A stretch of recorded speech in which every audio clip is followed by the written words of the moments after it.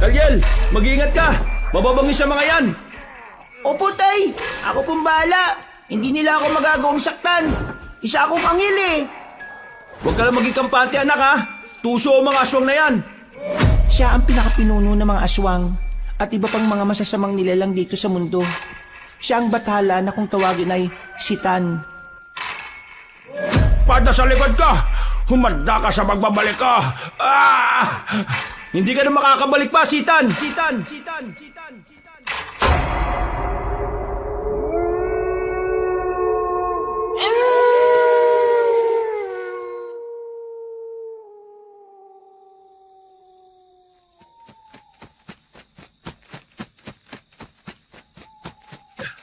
Maricar!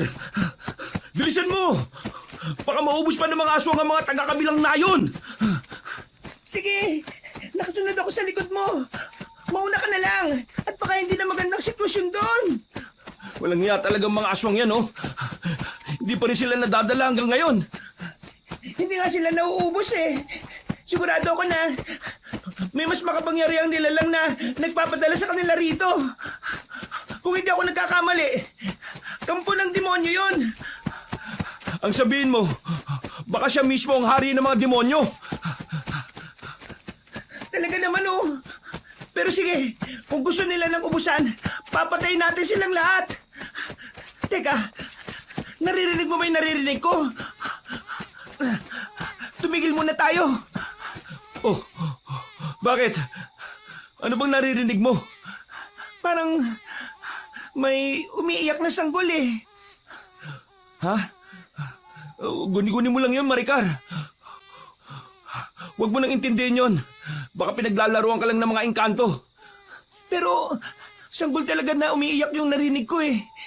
Sandali lang, mukhang dun banda yun. Hindi na nakaimik pa si Orlando nang tumakbo si Maricar papunta sa pinagmumula ng ingay. Nang makabalik na si Maricar, sinabi niyang wala naman siyang nakita. Minabuti niyang magpatuloy sa pagtakbo hanggang sa makarating sila sa kabilang baryo. Nang naroon na sila, pareho silang napakunot ng noo nang malaman nilang wala namang mga aswang doon. Dahil dito, minabuti nilang bumalik na lang sa kanilang dinaanan. Nang malapit na sila sa gubat, nakarinig sila ng mga pag-angil.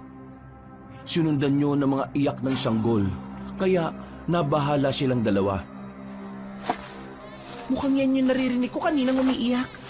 Baka nga may sanggol na naiwan sa gubat. Orlando, baka napagdidiskitahan siya ng mga aswang. Baka nga, Maricar. Tara, dito na lang tayo dumaan para mas mabilis nating matuntun yung kinaroroonan niya. Bilisan lang natin. Baka kung ano na nangyayari sa sanggol. Diyos ko naman oh, ilayo niyo siya sa kapamakan. Ayun, mukhang doon nanggagaling yung iyak ng sanggol. Halika, lapitan natin. Ihanda mo lang yung itak mo. At baka may mga aswang nga dyan. Sige Orlando, eto na. Nahugot ko ng itak ko. Huwag lang sila magkakamaling sakta ng sanggol. Hindi, Maricar, tingnan mo bahaging yun. Aninagin mo mabuti. Ha? Paano nangyaring ang sanggol Orlando? Nandiyan ang sanggol at nababalot ng malapad na dayon. Yan oh. Sandali, ako nang kukuha riyan. Magbantay ka lang sa paligid. At baka may iba pang nilalang na narito. Nilalang na narito? Tingnan mo yung mga aswang na nakaandusay sa lupa, Orlando. Sigurado kong naubos na ang mga yon ng kung sino mang nagligtas sa bata. Sino kayang gumawa nito sa mga aswang? Halos durog na ang lahat ng mga ulo nila, oh. At naliligo na rin sila sa sarili nilang dugo. Yan ang hindi natin alam. Pero magpasalamat na lang tayo dahil iniligtas niya ang sanggol. Nang makuha ni Orlando ang sanggol, ipinakarga niya yon sa kanyang asawa. Nagpatuloy sila sa paglalakad at habang pauwi sila, naging panay ang paglinga ng lalaki sa paligid. Nakaramdam siya ng kakaibang enerhiya, ngunit ang ipinagtataka lang niya, wala naman siyang nakitang ibang nilalang na nakasunod sa kanila. Pagkauwi nila sa kanilang bahay, agad nilang binihisan ng nasabing sanggol. Habang ginagawa nila yon, naging panay ang pagtawa niyon. Kung nabuhay lang sana ang anak natin, siguro mga ganyan na rin siya kalaki, ano? Oo nga, at malamang magkasing likot na rin sila. Sayang at maaga siyang kinuha sa atin. Talagang napakawalang hiya ng mga aswang na yun. Kung hindi dahil sa kanila, hindi sana nawala ang anak natin. Ano ka ba naman? Sigurado ako nakaloob ng Diyos ang sanggol na yan sa atin. Kaya magmula ngayon, siya na ang magiging anak natin. Eh kung siya na nga ang magiging anak natin, ano naman ang ipapangalan natin sa kanya? Alam ko na. Parang anghel ang itsura niya. Pangalanan natin siyang Kalyel.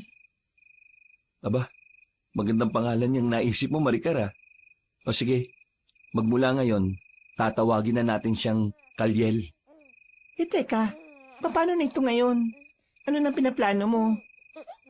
Gusto ko sana ng tahimik na buhay para kay Kalyel. Itigil na natin ang panunugis ng mga aswang, Maricar.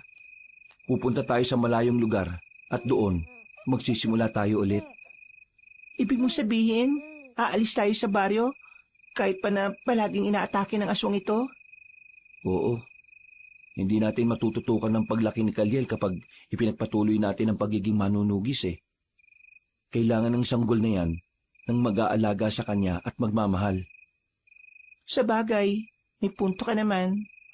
O sige, bukas pagkagising, ihanda ko kagad ng mga damit at iba pang mga kagamitan nating dadalhin. Mas mabuti pa nga. O sige, patulugin na natin ang sanggol at nang makapagpahinga na rin tayo. Ako nang bahala. Mauna ka ng mahiga, Orlando. Napatango na lamang si Orlando at sinunod ang sinabi ni Maricar. Ilang sandali lang, nakatulog na rin si Kalyel. Kaya naiga na sa tabi niya ang kanyang asawa. Nagkwentuhan sila patungkol sa magiging plano nila hanggang sa tuluyan na silang nakaidlip. Subalit, makaraan lang ang ilang oras, nagising siya at nagsimulang kumabog ng malakas ang dibdib niya. Hindi niya alam kung ano ang rason nun, kaya nagmatsyag siya sa paligid hanggang sa tuluyan ng tumilaok ang mga tandang. Noon lang din siya nakampante, kaya sinikap niya ang makaidlip ng kahit na ilang oras. Pagkagising niya, Oh, gising ka na pala. Bakit parang inaantok ka pa? Hindi ka ba nakatulog ng maayos? hindi eh. Ewan ko ba kung bakit bigla akong kinabahan? Baka naman kung ano-anong iniisip mo. Wala naman akong iniisip eh. Basta lumakas na lang ang kabog ng dibdib ko. Tapos ayun, nagbantay na lang ako sa paligid. O siya, hayaan mo na yan. O ano, tutuloy ba tayo sa pag-alis? Naihanda ko na mga dadali natin kung sakali. Oo naman, para kay Kalyel. Kailangan nating magbagong buhay. Huwag lang tayong susundan ng gulo na dulot ng mga aswang na yan. Kung hindi, uubusin ko talaga sila. Pero siyempre, ipagdasal na rin natin na sana hindi na tayo guluhin pa ng mga nilalang na yon. May anak na tayo eh.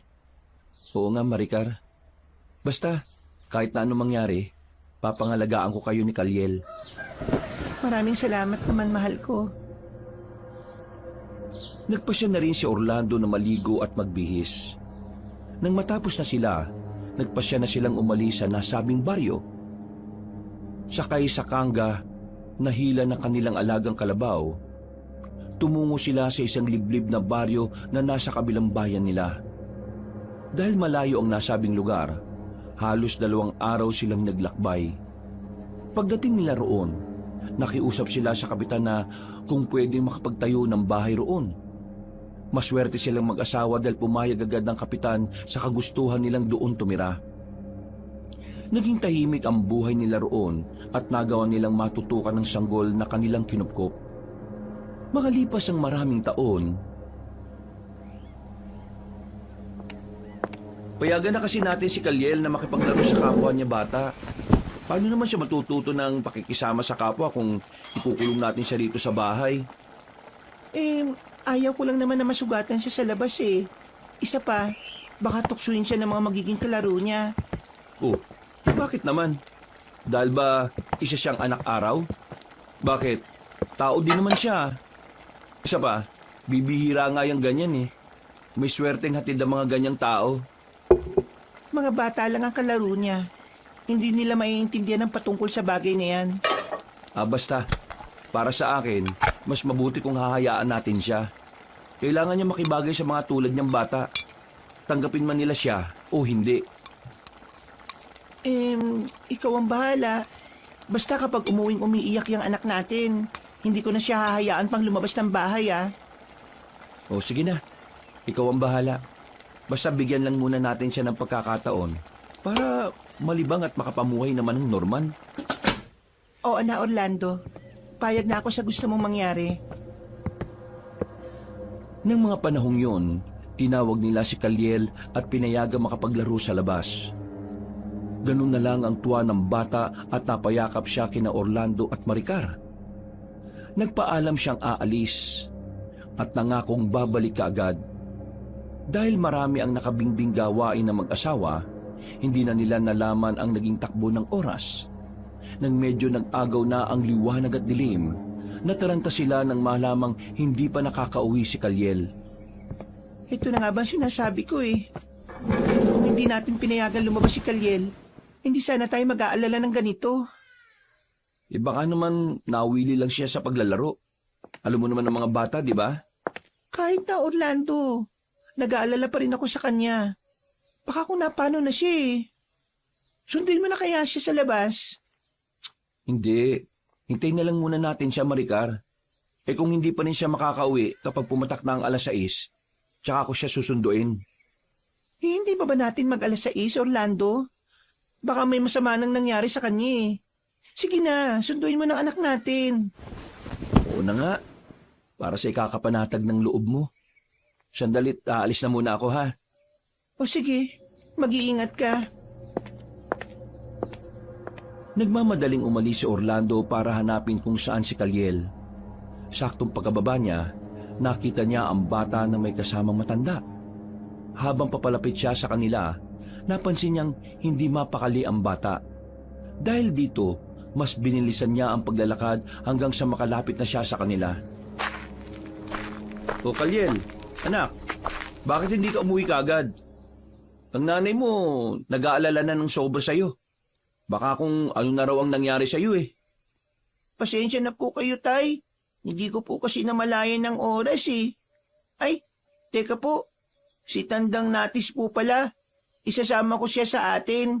Kasi nauuhaw raw siya at nagugutom eh. Magandang araw. Pasensya na't inabala ko pa itong anak mo. Nauuhaw kasi ako at nagugutom. Siya lang naman ang malalapitan ko kasi umalis na ang mga kalaro niya eh. Tama po si Tandang Natis, Itay. Pwede po bang bigyan natin siya ng makakain at may inom? Aba, oo naman. Halina po kayo. Sakto kasi nagluto si Mrs. ng nilagang saging. Ay, nako. Salamat naman at maiibsa na ang gutom ko. Ilang araw din kasi akong naglakad hanggang sa makarating dito eh. Bakit po? Saan po ba kayo galing, Tandang Natis? Sa malayo. Sa bundok kung saan ako nakatira.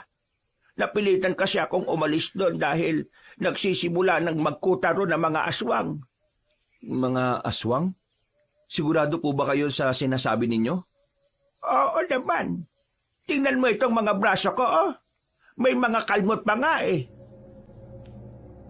Napatango na lang si Orlando sa winika ni Tandang Natis. Mas binilisan nila ang paglalakad nila hanggang sa makarating na sila sa bahay nila. Nagpakilala na rin si Orlando sa matandang ermitanyo at ipinakilala rin niya si Maricar.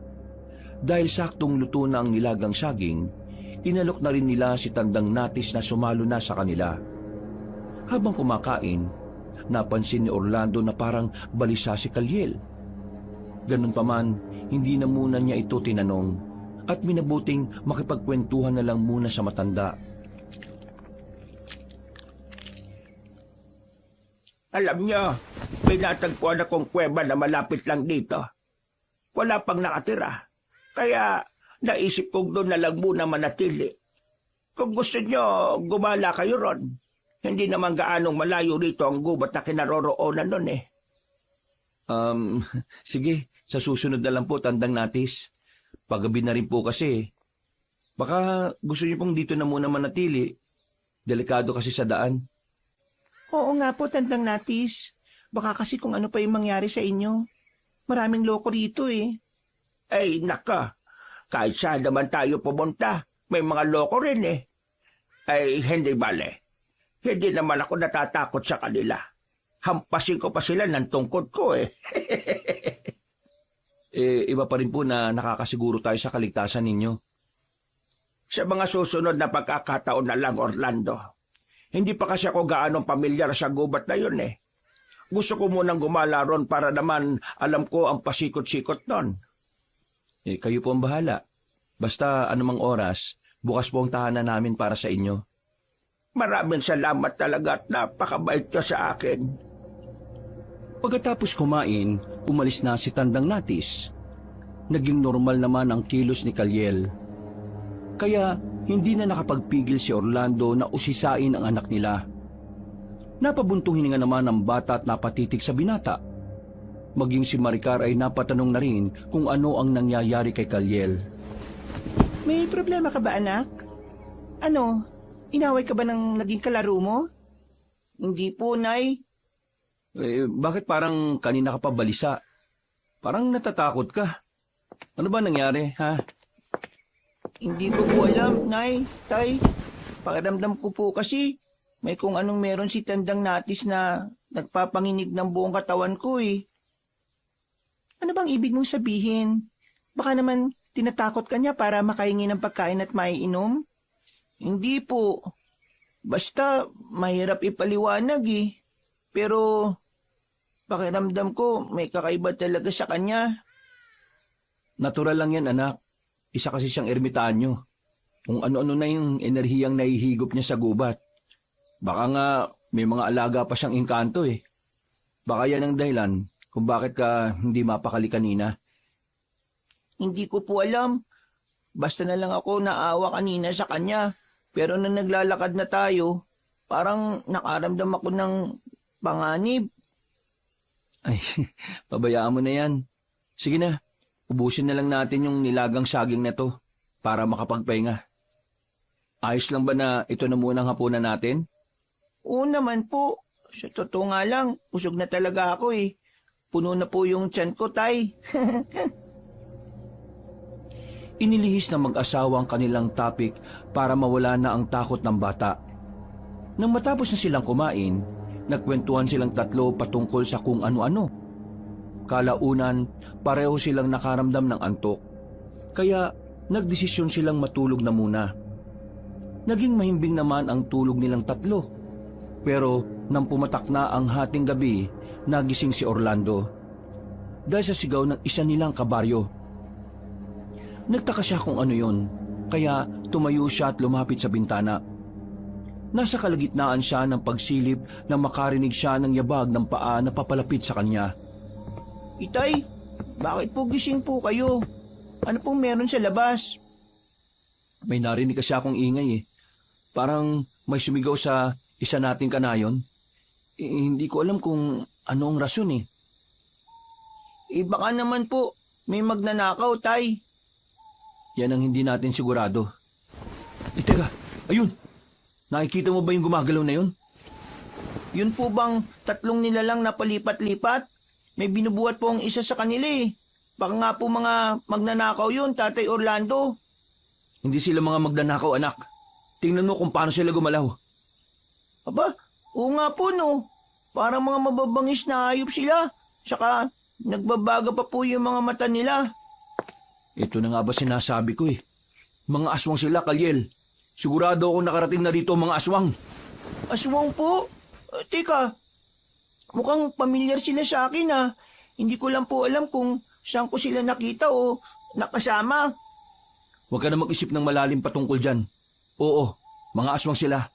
Mga nilalang ng dilim na naghihintay lang ng pagkakataon para umatake sa mga walang laban sa kanila. Naku, nakakatakot naman po yan, Tay. Kaya ikaw, mas mabuting huwag ka na muna magpapaabot ng dilim sa labas ha. Bago pa man mag-alas 5 ng hapon, umuwi ka na.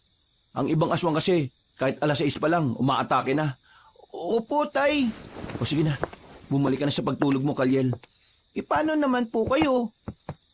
Maya-maya matutulog na rin ako. Magmamatsyag lang ako sa paligid para malaman ko kung ano talaga yung nangyayari. Sige po, Tay. Matutulog na po muna ulit ako.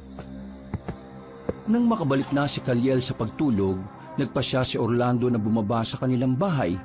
Sinubukan niyang puntahan ang kinaroroonan ng mga aswang. Pero nang nandun na siya, wala na roon ng mga nilalang. Ang tanging naiwan doon ay ang kambing na wala ng buhay. Wakwak ang tiyan at wala na ang mga laman loob. Napailing na lang siya at napagpasyahang hayaan na lang ang nasabing hayop. Minabuti niyang umuwi na lang at bumalik sa kanyang pagtulog. Kinabukasan, naging maugong ang balita patungkol sa nasabing kambing. Naging haka-haka rin ang patungkol sa mga aswang. Kaya natakot ang lahat ng mga tao. Nay, Tay, totoo po ba talaga ang mga aswang? Hindi po ba, Itay, kagabi, mga aswang yung nakita natin? Oo anak, totoo sila. Nakita mo naman yung hubog nila, di ba? Opo, pero akala ko po kasi nagbibiro lang kayo sa ikinakwento nyo para bumalik ako sa pagtulog eh. Totoo sila, Kaliel. Mababangis na uri ng nilalang ng dilim. Mga hayok sa dugot laman. Ang ikinatatakot ko lang, baka sa susunod, hindi lang kambing ang biktimahin nila, baka pati mga tao na. Subukan lang nilang gawin yan. Hindi ako magdadalawang isip na labanan sila. Magagawa niyo pong labanan sila, Tay? Akala ko po ba, delikado ang mga yon. Oo naman, makakaya namin ng nanay mo na labanan sila. Gusto ko rin pong tumulong sa inyo, Nay. Tay? Wag na, masyado ka pang bata para dyan. Isa pa, kaya naman naming labanan sila eh. Siya nga pala, Kaliel, mas mabuti siguro kung wag ka muna makipaglaro sa mga kababata mo ha. Delikadong sitwasyon ngayon, anak. At hindi pa natin alam kung kailan ulit aatake ang mga aswang na yon. Sige po, Inay. Dito na lang po muna ako sa loob ng bahay. Magbabasa na lang ako ng mga hiniram kong comics. Mas mabuti pa nga kung ganun, Kaliel. Unahin mo ang kaligtasan mo. Marami pa naman pagkakataon para maglaro eh. Hindi na muna nakipaglaro sa mga batang kagaya niya si Kaliel. Gabi-gabi ring nagmatsyag sa paligid si Orlando. Pero hindi na naulit pa ang ganoong pangyayari. Isang gabi, habang nagmamatsyag sa paligid, naibaling niya ang pansin niya kay Kaliel. Lumakas ang kabog ng dibdib niya nang makitang nasa anyo ng isang anghel ang bata at may mga balahibong nagsilaglagan sa banig nito. Lalapitan na sana niya si Kaliel, pero naagaw ang pansin niya ng pag-ungol ni Maricar. Nang muli niyang ibaling ang atensyon niya sa bata, naging normal na tao na ang anyo nito. Maricar, anong nangyayari sa'yo? Bakit bigla kang umungol na malakas? Nananaginip ka ba, mahal? Oo, pero parang totoo. Nakita kong sarili ko na nakagapos sa malapad na bato. Tapos, may mga aswang na nakapaligid sa akin. Ano ba naman panaginip yan? Parang pinaglalaruan ka na naman ng imahinasyon mo ah. Huwag mo na nga isipin ng mga bagay patungkol sa mga aswang na yan. Hindi naman ako natatakot sa kanila eh. Natatakot ako para kay Kaliel. Oh, bakit? Hindi naman siya lumalabas ng bahay natin ah. Kung lumabas man siya, hanggang dyan lang siya sa tapat ng pinto natin. Ewan ko ba? Pakiramdam ko, isang babala ang naging panaginip ko. Basta, kung ako sa'yo, huwag mo nang isipin ang bagay na yan. Matatakot ka lang at hindi makakatulog na maayos. Oo, sige na. Ibabaling ko na lang ang pansin ko sa ibang bagay. Ay, teka. Narinig mo ba yung pagilik ni Kaliel? Napaka-komportable niya sa higaan niya, oh. Oo nga eh. Pero wala ka bang napapansin kakaiba sa kanya? Anong ibig mong sabihin, Orlando? Wala naman ako napapansin sa kanya eh. Bago ka umungol, naibaling ko kasi ang pansin ko sa kanya. O, tapos? Nakita ko nagliliwanag ang katawan niya. Tapos, bigla siyang lumutang. Lumutang? Paano nangyari yun? Ay nako, baka inaantok ka na. Matulog ka na muna kung hindi mo na kaya. Sige na. Hindi pa naman ako inaantok. Pero oo, lumutang siya. At alam mo ba, may nakita akong mga maninipis na balahibo na kagaya ng sa ibon. Eh baka naman may mga ibong nangingitlog sa bubungan natin. Hindi. Sigurado ako na mula talaga yun sa katawan niya. Parang nalaglag eh. Hindi kaya isa siyang anak ng anghel? Yan ang hindi natin alam. Kung totoo man yung sinasabi mo, mas kailangan natin mag-ingat. Baka pag-interesan siya ng mga masasamang nilalang eh. Subukan lang nila. Dadaan muna sila sa ibabaw ng bangkay ko. Dahil sa nangyari kay Kalyel, nagpasya silang mag-asawa na bantayan ng bata hanggang sa tuluyang mag-umaga. Minabuti na rin nilang huwag na munang tanungin ang anak nila patungkol doon. Dahil baka maging siya ay walang alam sa nangyari sa kanya. Kinabukasan, maaga pa lang, may tumatawag na kagad sa kanila. Binuksan ni Orlando ang pinto at napagtanto niyang si Tandang Natis yon na may dalang mga prutas. Oh, Tandang Natis, mukhang ang aga niyo yata ah. Bakit po may mga dala kayong prutas? Gusto ko lang sanang bumisita sa inyo, lalo na kay Kalyel. Ito, dinalan ko kayo nitong napitas ko sa loob ng gubat. Masasarap at matatamis sa mga ito. Salamat po talaga, Tandang Natis. Ay, walang anuman. Teka, nasa na pala si Kalyel? Tulog pa rin ba? Ewan ko po ba? Sandali, pupuntahan ko po muna siya. Maricar, ikaw na munang bahala kay Tandang Natis ha. Ayos lang ako. Sige, gusto ko siyang makita eh. Napakunot ng noo si Orlando kung bakit hindi lumabas ng kwarto niya si Kalyel. Nagmamadali siyang pumunta roon at nang naroon na siya, naabutan niyang nakatalukbong ng kumot ang bata. Tinawag niya yon, kaya kinuha ng bata ang kumot saka humarap kay Orlando.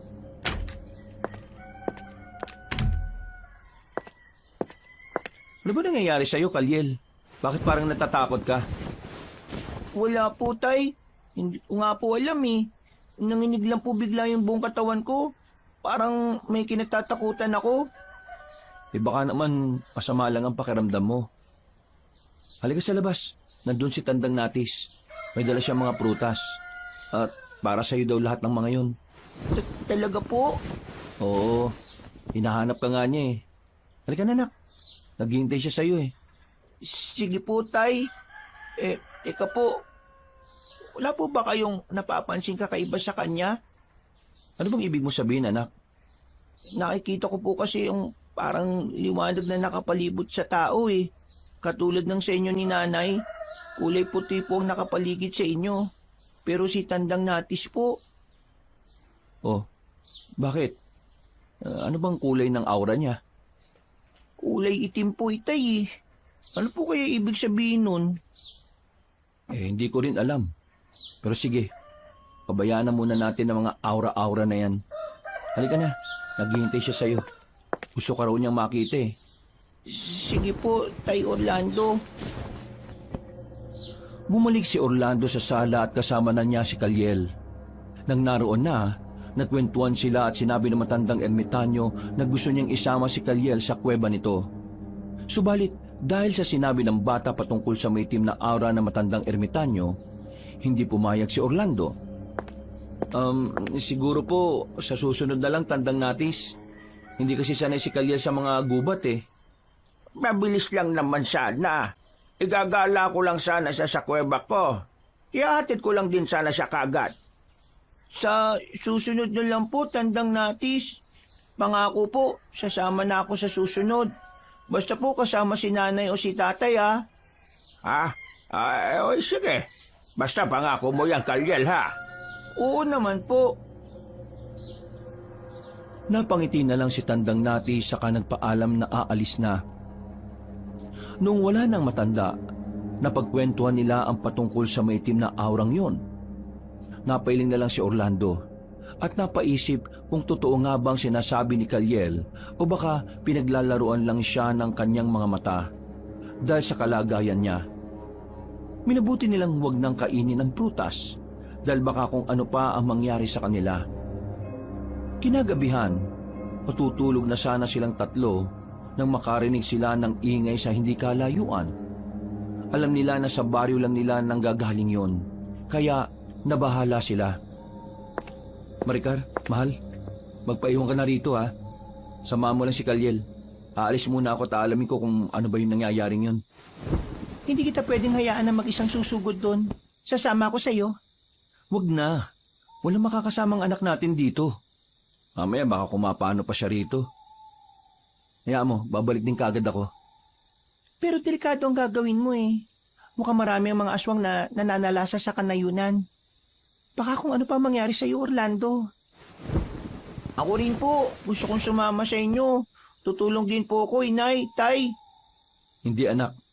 Dito ka lang sa bahay natin. At baka kumapahama ka pa. Mas ligtas ka kung may iwan ka rito. Pero baka kung sundin mo na lang ang sinabi ng tatay mo, anak. Mas ligtas ka dito sa bahay. Teka, Orlando, baka hindi mo sila kayanin. Kailangan mo ng tulong ko. O sige Maricar, kung gusto mong sumama, papayagan kita. Pero siguraduhin na lang muna natin na nakasara ng mabuti ang mga bintana sa kapintuan bago tayo umalis. Baka kasi makapasok ang mga aswang dito sa atin eh. Sandalit kukunin ko lang ang mga itak natin. Sige, gabayan sana tayo ng Panginoon. Isuot mo na rin ang medalyon mo at nang may karagdagang proteksyon tayo. Kailangan pa ba yon? May mga mutya naman tayong naisubo saka naibaon na sa katawan natin yon. Sige lang, mas mahalaga may iba pa tayong proteksyon. Ang mutya ay galing sa kalikasan at ang medalyon naman natin nagmula sa karunungan ng Diyos. O siya, sige na. Sandali lang at kukunin ko rin yung mga yon at na makaalis na tayo. Nang makabalik na si Maricar, inihabilin ni Orlando si Kaliel na wag lalabas kahit na ano pa man ang mangyari. Napatungo naman ang bata at isinara niya ang pinto nang makababa na sina Orlando. Nagmamadaling naglakad ang mag-asawa hanggang sa tuluyan na silang makalayo sa kanilang bahay. Nasa kalagitnaan na sila ng paglalakad nang makarinig sila ng mga angil na nagmumula sa pinakadulong bahagi ng baryo nila. Sinipat nila ang paligid hanggang sa may makita silang mga nilalang na nagkalat at animoy na kanya-kanya sa paghahanap ng mabibiktima. Hindi maganda to. Mukhang naglipanan na sila sa baryo Hindi kaya may nagpadala sa kanila rito? Hindi ko alam. Baka nga malapit lang dito yung lungga nila eh. At baka panahon nila ngayon para mambiktima. Kawawa ang mga taong nagiging biktima ng mga aswang na yan. Tama ka. Kaya kailangan natin silang tulungan. Ayaw ko matulad ng mga tao dito sa mga taga-kabilang nayo natin dati. Inubos sa mga aswang. Dahil wala silang kakayahan na lumaban. Wala tayong ibang mapagpipilian kung hindi ang bumalik sa dati nating ginagawa. Pero sa panahon ngayon, mas kailangan nating mag-ingat. May anak na tayong naghihintay sa pag-uwi natin. Tara na. Kung hindi man natin mauubos sa mga aswang, hahanapin natin ng paraan para maitaboy sila. Sige. Kailangan na natin mapaghandaan ang susunod na pag-atake nila. Natigilan sila sa pag-uusap na may makita silang tatlong nilalang na papalapit sa kanilang pwesto. Inihanda nila ang kanilang itak at nang ilang dipan na lang ang layo ng mga aswang, sinugod nila ang mga yon sa kanilabanan. Nasa kalagitnaan na sila ng pakikipaglaban sa tatlong nilalang nang mapansin nilang may iba pang aswang na papalapit sa kanilang kinaroroonan. Nabahala si Orlando para sa kaligtasan nila, kaya mas pinag-igihan pa niya ang pakikipaglaban. Subalit dahil mas malakas ang mga aswang at mas marami sila, nagawa nilang mapabagsak ang mag-asawang manunugis. Orlando, paano na si Kaliel? Baka kung anong gawin sa kanya ng mga aswang. Mamamatay na tayo rito, Orlando. Hindi tayo mamamatay. Sandali, sisikapin ko makapalag sa kanila. Lalabanan ko silang lahat, kahit na mano-mano lang. Huwag. Baka kung patayin ka nila kaagad. Alamin na muna natin kung saan nila tayo dadalhin. Hindi ko nahihintay ng bagay na yan. Kailangan ko maubos sa mga aswang na ito. Alang-alang kay Kaliel. Pero baka kung... Pakawalan niyo ako! Mga demonyo kayo! Sinasabing... Orlando! Bakit niyo naman siya tinadyakan sa dibdib? Mga hayop kayo! Huwag kang umiyak. Hindi mo dapat ipinapakita ang kahinaan mo sa mga nilalang na yan. Mas lalo lang nila tayong pahihirapan yan eh. Itigil na ninyong ginagawa niyong yan. Pakawalan niyo na kami. Kayo mga aswang ang salot sa mga liblib na baryo. Kapag hindi niyo kami pinalaya, gaganti ang anak namin sa inyo. Maricar! Mga demonyong aswang kayo! Wala na kayong sinasanto ah. Kahit babae sinasaktan nyo. Magbabayad kayo! Natigilan si Orlando sa kanyang pagsasalita nang makakita siya ng isang nilalang na lumilipad palapit sa kanilang kinaroroonan. Napaintuli ng mga aswang sa pagkaladkad sa kanila at napatingin sa bahagi kung saan nakatitig si Orlando. Nang ibaling niya ang pansin kay Maricar, nabahala siya na makitang nawala na ng malay ang asawa niya. Dahil dito, sinamantala niya ang pagkakataon para iligtas ang asawa niya. Inakala niyang mahuhuli sila ng mga aswang nang mapaangil ang mga yun. Pero nang lingunin niya, nakita niya kung paano sila nakipaglaban sa isang batang nagliliwanag at merong pakpak na kagaya ng sa ibon. Maricar! Maricar! Gumising ka! Uy! Anong nangyayari? Nandiyan pa ba ang mga aswang? Nakaligtas ba tayo, Orlando? Hindi pa tayo tuluyang ligtas. Pero ang importante, nakawala tayo sa mga aswang na yun. Anong nangyayari sa mga yon? Bakit nandito tayo at hindi ka nakikipaglaban sa kanila? Ayun, tingnan mo kung anong kalaban nila. Hindi. Totoo ba nakikita ko? Isang batang anghel ang nilalabanan ng mga aswang na yan? Nung una, medyo nagduda pa nga ako eh. Pero nang makita ko siya ng malapitan, naisip kong isa nga siyang anghel. Baka kung mapano siya, kailangan matulungan natin siya. Baka kung ano pa ang gawin ng mga aswang na yan sa kanya eh. Sige, mas mabuti pa nga. Sandali lang at hahanapin ko yung itak ko. Dito ka lang muna ha. Ako nang tutulong sa anghel. Sige, mag-iingat ka, Orlando. Huwag kang magpapatalo sa mga aswang na yan. Hinanap ni Orlando ang itak nila at nang makita niya, patakbo siyang sumugod sa mga aswang at anghel na naglalaban. Nang naroon na siya, nagtaka siya dahil hindi niya magawang aninagin ang mukha ng anghel. Pero naramdaman niya ang koneksyon nilang dalawa. Nang makita naman siya ng 5 aswang, umatake sila sa kanya. Kaya buong tapang niyang nilabanan ng mga yon. Napailing na lang siya nang makita kung paano tumilapo ng mga nilalang na umaatake sa anghel. Ipinagpatuloy ni Orlando ang pakikipaglaban hanggang sa maubos na nila ang mga aswang na naroon. Sinubukan niyang kausapin ang nilalang na tumulong sa kanila. Pero sa halip na sumagot, lumipad na ito palayo hanggang sa nawala na yon. Minabuti na rin niyang balikan na lang si Maricar na nooy nakatayo na rin. Ubus na ang mga aswang, pero hindi natin alam kung kailan ulit aatake rito yung mga yon. Ang anghel? Nasaan na siya? Nakausap mo ba siya? Hindi eh. Bigla na lang umalis nung tanungin ko siya. Parang umiiwas. Sayang naman. Nalaman na sana natin kung sino yung nagpadala sa kanya at kung bakit niya tayo tinulungan. Tutulungan kaya niya ulit tayo? Yan ang hindi natin alam. Pero kung tutulong man siya sa atin, sana bigyan niya tayo ng pagkakataon para makilala siya. Teka, ang mga katawan pala ng mga aswang. Anong gagawin natin sa mga yan? May malalim na bangin malapit dito sa dulo ng baryo. Ilog ang nasa ilalim nun. Kaya siguradong aanurin sila ng tubig. Hawakan mo na lang itong mga itak at ako nang bahala sa mga katawan nila. Sige, mag-iingat ka ha. Baka may iba pang mga aswang na narito. Mag-iingat ka rin. Sige na, bibilisan ko lang ang pagliligpit sa mga bangkay na yan. Pagkatapos uuwi na tayo. Umalis si Orlando para itapon sa bangin ang mga bangkay ng aswang. Dahil malalim na ang gabi noon, alam niyang walang ibang taong nakakita sa kanyang ginawa. Halos inabot siya ng 1 oras bago niya maitapon lahat ng katawan.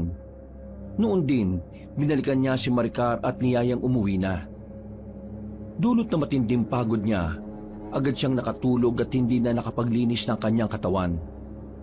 Kinabukasan, naging matunog sa kanilang baryo ang patungkol sa pananalasa ng mga aswang. May kwento ring kumalat na may nakakita kung paano labanan ng isang babae at lalaki ang mga nilalang. Nakapagtataka lang talaga. Hindi man lang natin nakita kung sino mang saksi ng anghel. Baka naman sa atin lang talaga siya nagpakita, Orlando. Ano po yung pinag-uusapan nyo, Nay? Tay? Anghel po ba? Oo anak. Kagabi kasi, nung nakikipaglaban kami ng nanay mo, may tumulong sa aming anghel. Parang bata pa siya eh. Pero nakita ko kung paano siya makipaglaban. Mas bihasa pa siya sa akin. Baka naman po hindi siya totoong anghel, Itay. Totoo siya, anak. Nakita ko nga nagliwanag ang katawan niya eh. Saka may pakpak siya na parang sa ibon. Ay nako, kung anghel man siya o hindi, magpasalamat na lang tayo kasi tumulong siya sa atin. Hindi rin nagkaroon ng pagkakataon ng mga aswang na maghasik ng lagim dito. Kaya ikaw, Kalyel, mag-iingat ka palagi ha. Huwag kang gagala sa kung saan-saan at uuwi ka lang kung kailan mo lang gustuhin. Opo, mag-iingat ako palagi, Nay. Saka, hindi rin naman po ako nakikipaglaro sa mga bata rito eh. Mas gusto kong dumito na lang sa bahay natin. Yan, mabuti yan anak. Hindi naman masama makipaglaro eh. Pero sa panahon ngayon, unahin mo na muna yung kaligtasan mo. Opo, Tay. Ilang araw ring naging matunog ang patungkol sa nangyari. Nang medyo humupa na ang kwento patungkol kina Orlando, naging normal na rin naman ang buhay nila. Ganun pa man, hindi sila nakampante. At kapag sumasapit ang dilim, inihahanda na nila ang sarili nila para sa muling pananalasa ng mga aswang. Ikinuwento na rin nila kay Kalyel ang pagiging manunugis nila para maintindihan nito ang kung anong klase ng buhay ang meron sila. Kaya kami lumipat dito para mabigyan ka namin ng maganda at tahimik na buhay. Dito kasi wala gaanong nakakakilala sa amin. Eh bakit po may mga aswang ding umaatake dito? Hindi po kaya nasundan nila tayo?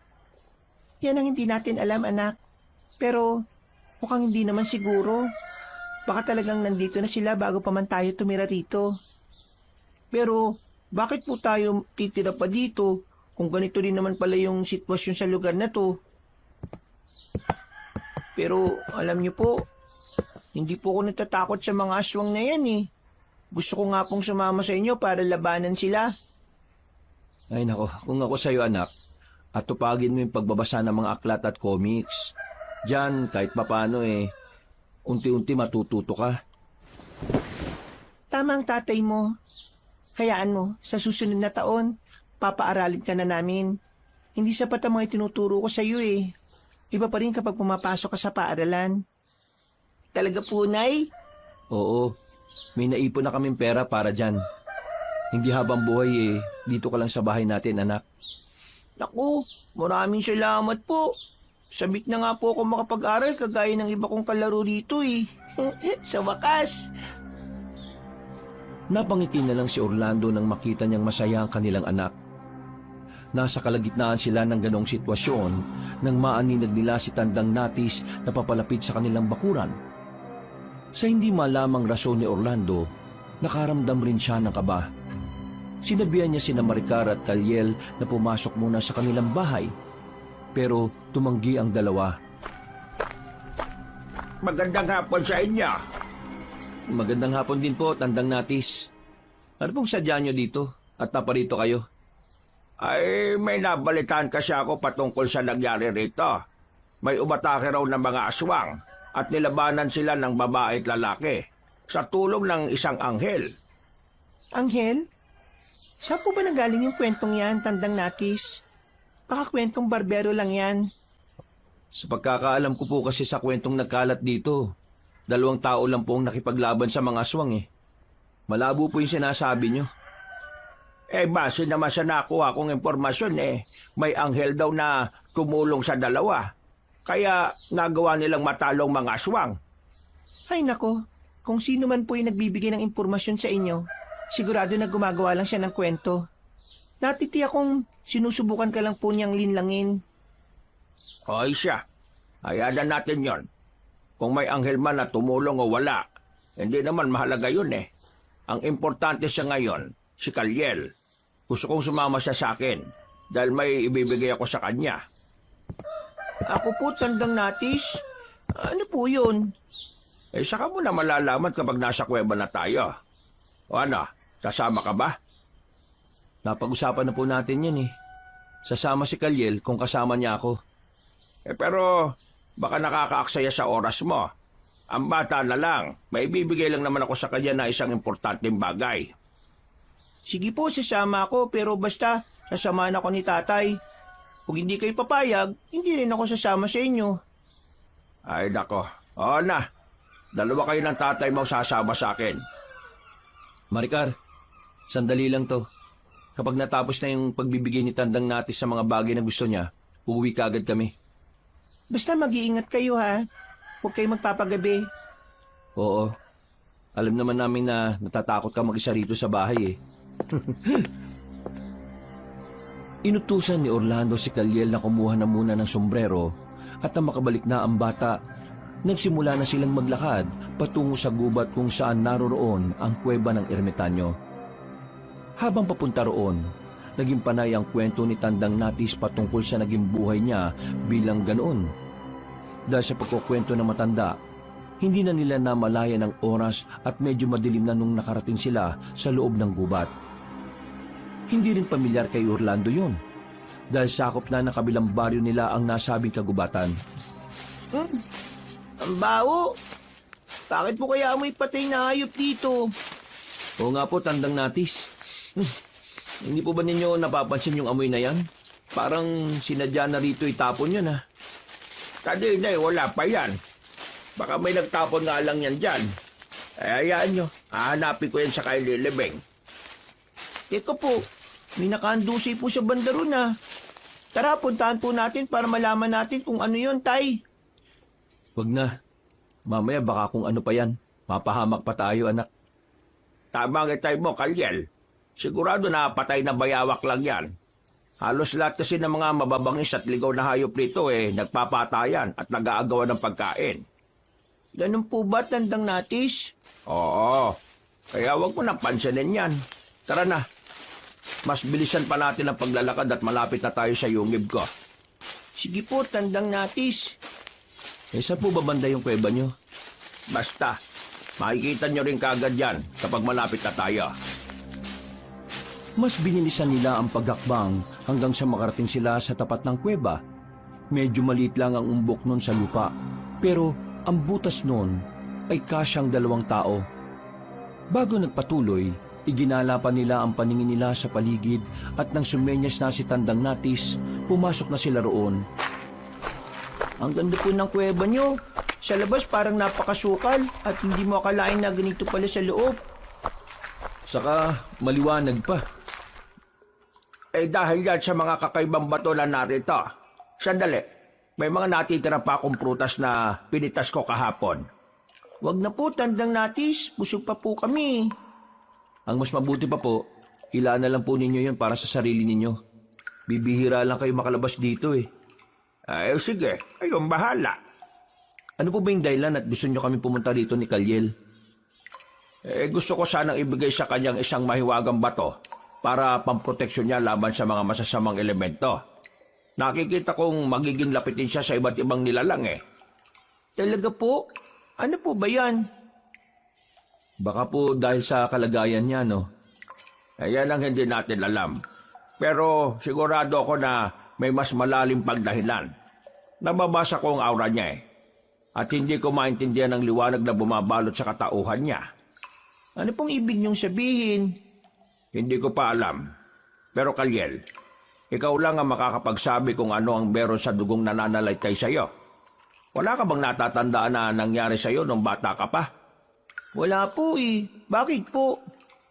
Ang totoo po niyan, Tandang Natis, hindi namin kadugo itong si Kaliel. Naikwento na nga rin namin sa kanya yung tungkol sa natagpuan namin siya sa gubat. Pati na rin yung mga aswang na nakahandusay malapit sa kanya. Ibig mong sabihin, hindi kayong totoong magulang ng batang ito? Kung ganun sino? Napakibit balikat na lamang si Orlando dahil sa naging tanong ni Tandang Natis sa kanya. Hindi niya alam kung ano ang isasagot. Lalo pat wala rin pala tandaan kung sino ang nag-iwan kay Kaliel. Na mga sandaling yon, ibinigay ng ermitanyong isang mutya ng lawin sa bata.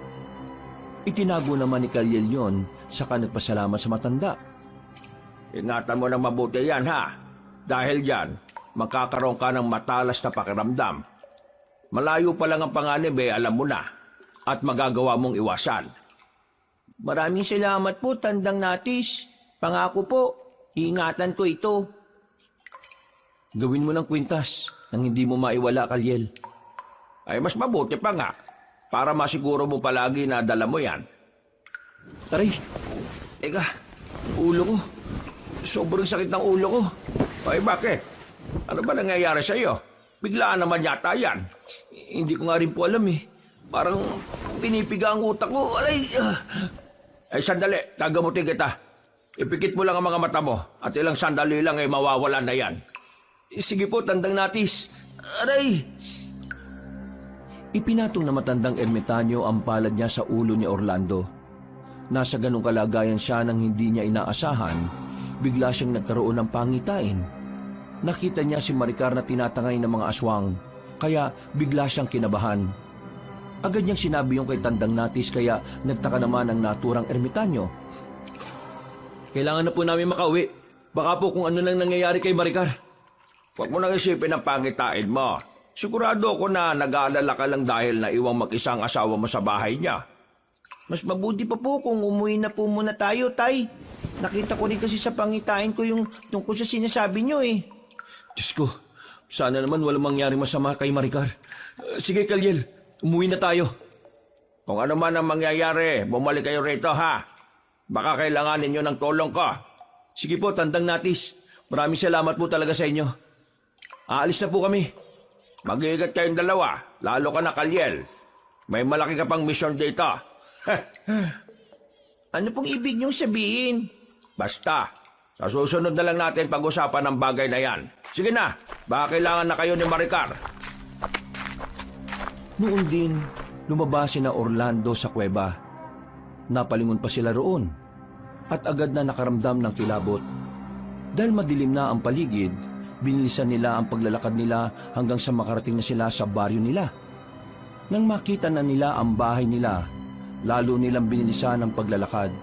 Subalit, nang maaninag niyang nakatiwangwang ang bintana at pinto sa ganong oras, nabahala na si Orlando. May nangyari sa nanay mo. Tara, kailangan makarating kagad tayo sa bahay at ang malaman natin kung ano yun. Teka po, may naririnig akong sigaw ng babae sa malayo. Diyos ko, sana naman hindi si Maricar yun. Mukhang papunta po sa bundok, Tay. Basta boses ng babae ang naririnig ko. Kalyel, tumakbo na tayo pa uwi. Baka kinuha siya ng mga aswang. Ang mga hayop na yun. Magbabayad sila kapag may ginawa silang masama kay Maricar. Nang makarating sila sa tapat ng bahay nila, naging panay ang pagtawag nila kay Maricar. Subalit, nang walang sumasagot, pumasok na sila. Ganun na lang ang kabang naramdaman ni Orlando nang malamang wala roon ang asawa niya. Lumabas pa siya para alamin kung nandoon ang babae, ngunit wala ng presensya yon. Wala rito si Maricar. Wala akong alam na pwede niyang puntahan. Wala naman siya kaibigan dito eh. Iba ka po tama yung naging pangitain natin, Tay. Sana nga hindi. Pero kung totoo, kailangan kong iligtas ang nanay mo. Baka kung anong gawin sa kanya ng mga aswang. Sasama po ko sa inyo, Tay. Pero masyado ka pang bata. Baka kung pagtulungan ka ng mga aswang at pati ikaw, mapahamak. Hindi naman po siguro, Tay. May ibinigay naman sa akin si Tandang Natis eh. At sigurado na makakatulong din ito sa atin. Sige, ikaw ang bahala. Pero bago siguro ang lahat, bumalik muna tayo kay Tandang Natis. Baka matulungan niya tayong mahanap yung kinaroroonan ni Maricar. Sige po, Tay. Pero bago tayo umalis, kunin muna natin ng itak at ang may panlaban tayo kung sakali. Pakikuha mo na rin yung gasera at ang may magamit tayo pang ilaw.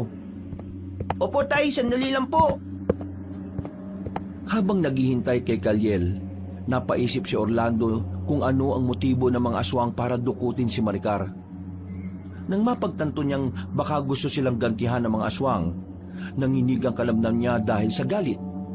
Pagkabalik ni Kalyel, mabilis silang pumunta ulit sa gubat para manghingi ng tulong sa matandang ermitanyo. Pagdating nila roon, pareho silang nagtaka sapagkat wala na ang kuwebang naroon. Ang tanging nakita nila roon ay isang malaking bato na binalutan ng naglalakihang baging at ugat ng puno. Ilang beses din silang tumawag kay Tandang Natis, pero walang sumasagot sa kanila. Mukhang naligaw tayo, Kalyel. Baka hindi ito yung kuweba ng matandang ermitanyo. Ito po yun, Tay. Natatandaan ko po yung mga punong nakatayo malapit dito eh. Sigurado po ako na dito tayo pumasok. Bakit kaya walang lagusan dito? Baka namalikmata lang tayo, Kalyel. Sandali po. Pakikiramdaman ko po kung ito yung kuwebang yon o hindi. Ha? Ito yun. Sigurado po ko, Tay. Kakaibang enerhiyang nagmumula dyan eh. At nararamdaman ko rin kanina. At naramdaman ko rin yan kanina. Bakit kaya wala siya rito? Hindi kaya nilinin lang niya tayo? Hindi ko po alam. Para po kasing... Sino kayo? Bakit kayo nandito? Kami po ito, Tandang Natis. Sina Orlando at Kalyel po. Ay, kayo pala. Teka, bakit bumalik kayo rito? May kailangan ba kayo? Opo, may nangyari po kasi, Tandang Natis. Ay, bakit? Ano ba nangyari?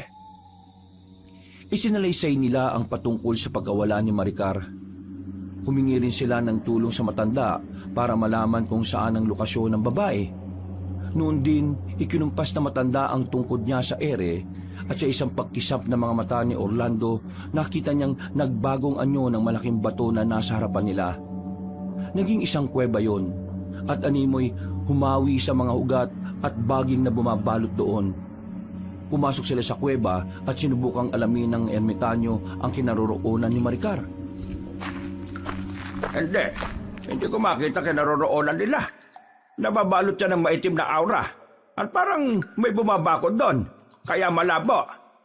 Ano pong ibig niyo sabihin, Tandang Natis? Hindi karaniwan ang dumukot sa kanya. Malakas ang kutob ko na may mas malalim siyang motibo sa ginawa niya. Iisa lang ang paraan para malaman natin kung saan naroon si Maricar. Ano po yun, Tandang Natis? Oo nga po. Kahit na ano, basta mailigtas lang namin siya. Hindi ko kaya kapag nawala siya. Isa pa, masyado pang bata si Kalyel. Ano po bang kakailanganin natin? Dugo ng isang anghel na may dugong engkanto. Yan ang kailangan natin. Isa naman po tayo makakakita nun. Oo nga, Tandang Natis. Malabo po tayo makakuha niyan. Kung hindi natin makukuha ang bagay na yan, sigurado na mahihirapan tayong matunto ng lokasyon ni Maricar. Wala na akong ibang alam na paraan para mahanap natin siya. Balot ng itim na aurang lugar kung saan siya dinala. Ano po bang ibig sabihin kapag may itim na aura, Tandang Natis? Kapag ganyan, ibig sabihin masama ang tao o puno ng kasamaan ng isang lugar. Kaya kailangan natin mag-ingat. Bibihira lang ang nakakakita ng mga aura. Kung ganun po, posible rin na makakilala at konektado ang mga nilalang na may itim ng aura? Kaya sige na, Orlando. Maghanap muna tayo ng anghel na may dugong engkanto. Pero teka, pwede ring dugo na lang ni Kalyel ang gamitin natin. Baka sakaling mahanap din natin si Maricar sa pamamagitan niya. Napailing si Orlando at agad na tumanggi sa sinabi ni Tandang Natis. Alam niyang may ibang paraan pa para malaman ang lokasyon ni Maricar at hindi na kailangang masaktan pa si Kalyel. Sinabi na lamang niyang babalik sila kapag nakakuha na sila ng dugo ng anghel na may dugong engkanto. Pero hanggat wala pa, sila na mismo ang magsusumikap para hanapin ang babae. Noon din, nagpaalam sila ni Kalyel upang puntahan ang bundok na pinakamalapit sa kanilang lugar. Tara na, kailangan mahanap kagad natin ng nanay mo. Kung tamang sinasabi mong papunta sa bundok ang narinig mong sigaw, ibig sabihin, doon siya dadalhin ng mga aswang. Ano po kaya kung dugo na lang po ang gamitin natin? Baka naman po kung sakali, mahanap din natin kagad si nanay. Huwag na anak. Hindi natin alam kung ano talagang intensyon ng ermitanyong yun eh. Isa pa, narinig mo naman ang sabi niya, di ba? Yung alin po? Yung patungkol sa maitim na aura? Oo anak, hindi ba't nasabi mo dati na maitim ang aura ng ermitanyong yon? Malakas ang kutob ko na masama siya. Baka may kinalaman nga siya sa pagkawala ni Maricar eh. Pero ano po kaya ang rason niya at bakit niya tayo ginugulo? Yan ang hindi pa natin alam. Pero kung ano man yan, siguradong masama yan at pansariling interes lang ang iniisip niya. Hindi na po ba tayo babalik sa kanya? Teka po, paano na itong mutya ng lawi na ibinigay niya sa akin? Itatapon ko na po ba? Huwag na muna, Kalyel. Hindi pa natin alam kung ano talaga nandyan sa mutya eh. Kapag malalaman natin masamang epekto niyan sa'yo, saka na natin yan itatapon. Sige po tay, kayo po masusunod. O sige na anak, kailangan mahanap kagad natin ng nanay mo. Bago pa man magtagumpay ang aswang sa kanilang masamang binabalak. Humanda rin sa akin ang matandang ermitanyo na yon kapag nalaman kung may kinalaman siya sa pagkawala ng nanay mo.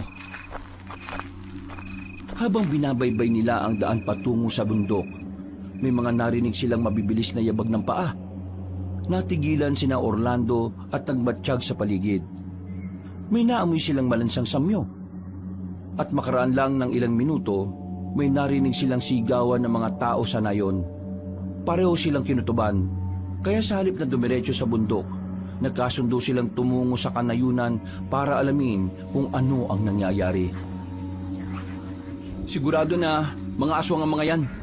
Hindi pa rin sila nadadala Manda sila. Ano pong binabalak natin? Unahin na po ba muna natin ang mga kanayo natin? Oo, kapag masiguro nating ligtas sa mga kabaryo natin, saka natin ipagpapatuloy ang pagpunta sa bundok. Baka naman magkataon magpakita ulit ang anghel. Pero po, hindi po ba kasalanan na huliin natin ng isang anghel? Baka po kung ano pong maging balik nun sa atin Hindi naman natin siya papatayin Ay, ganun po ba? Sige po, Tay. Sana magpakita siya para makahingi tayo ng kaunting dugo mula sa kanya. Sana nga. At sana, isang anghel na may dugong engkanto ang makita natin. Tara na, Kalyen. Kapag marami na mga aswang, magtago ka na lang muna para walang masamang mangyari sa iyo, ha? Sige po, Tay. Dahil mas naging malakas ang sigawan na talatang may kung anong kinatatakutan ng mga tao, mas pinili nilang tumakbo patungo sa kanayunan. Nang natatanaw na nila ang nayon, nakita nila ang iilang kabahayan na nasusunog.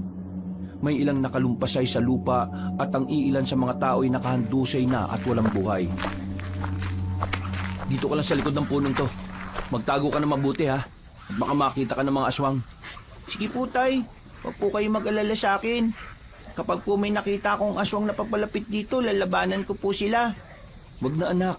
Baka hindi mo pa kaya Lalo pat bata ka lang. Mas mabuting umiwas ka na muna sa kanila. Sige po. Kung yan po ang mas nakabubuti, yan ang gagawin ko, Tay. Akyat na lang po muna ako sa puno kung sakali. Mas mainam pa nga. Para naman hindi ka madaling mapansin ng mga aswang. O sige na, anak. Tutulungan ko na muna yung mga kabaryo natin. Sige po, mag-ingat po kayo, Tay, ha? Ikaw rin, Kalyel. Magtago ka rito na mabuti. Patakbo siyang tumungo sa mga taong nakalumpasay sa lupa para usisain sila. Nang malaman niyang patungo ang mga yon sa dulong bahagi ng baryo nila, napagtanto niya kung sino-sino ang balak nilang biktimahin. Akwang pupuntahan sana niya mga aswang nang marinig niya ang malakas na pagsigaw ni Kalyel. Nabahala siya ron, kaya binalikan na muna niya ang bata. Saktong pagdating niya roon, namulagat ang mga mata niya nang makita niyang nagliliwanag ang mutya ng lawin sa kwintas ni Kalyel. Ang mas ikinagulat pa niya ay nang magliwanag ang buong katawan ng bata at nagkaroon siya ng pakpak. Anak, anong ibig sabihin nito? Hindi ko rin po alam, Tay, Bigla lang pong nag-init ang buong katawan ko at pakiramdam ko, nasusunog ako. Tapos po, nakita ko nagliwanag yung mutya bigay ni Tandang Natis at naging ganito na po ako. Ibig sabihin, ikaw yung anghel na tumulong sa amin ng nanay mo? Hindi ko po alam. Nang gabing yung kasi nakatulog po ako Hindi po kaya dahil sa mutyang ito, kaya ako naging isang anghel? Baka nga. Mas mabuti pang itapon mo na yan. Baka pakana ni Tandang Natis ang lahat ng ito para malaman niya rin ang totoo mong pagkatao. Malaman niya rin po? Ano pong ibig niyong sabihin, Tay? Dati kasi, nakita kitang nakalutang habang nagliliwanag ang buong katawan mo. Tapos, nakita kong may mga maninipis na balahibong nahulog mula sa katawan mo. Pero paano po nangyari yun? Bakit po kaya ganito ko? Sino po kaya ang totoong mga magulang ko, Tay? Hindi ko rin alam, anak. Baka tama nga talagang hinuha natin na isa kang anghel. Kung ganon, alam ni Tandang Natis ang katauhan mo.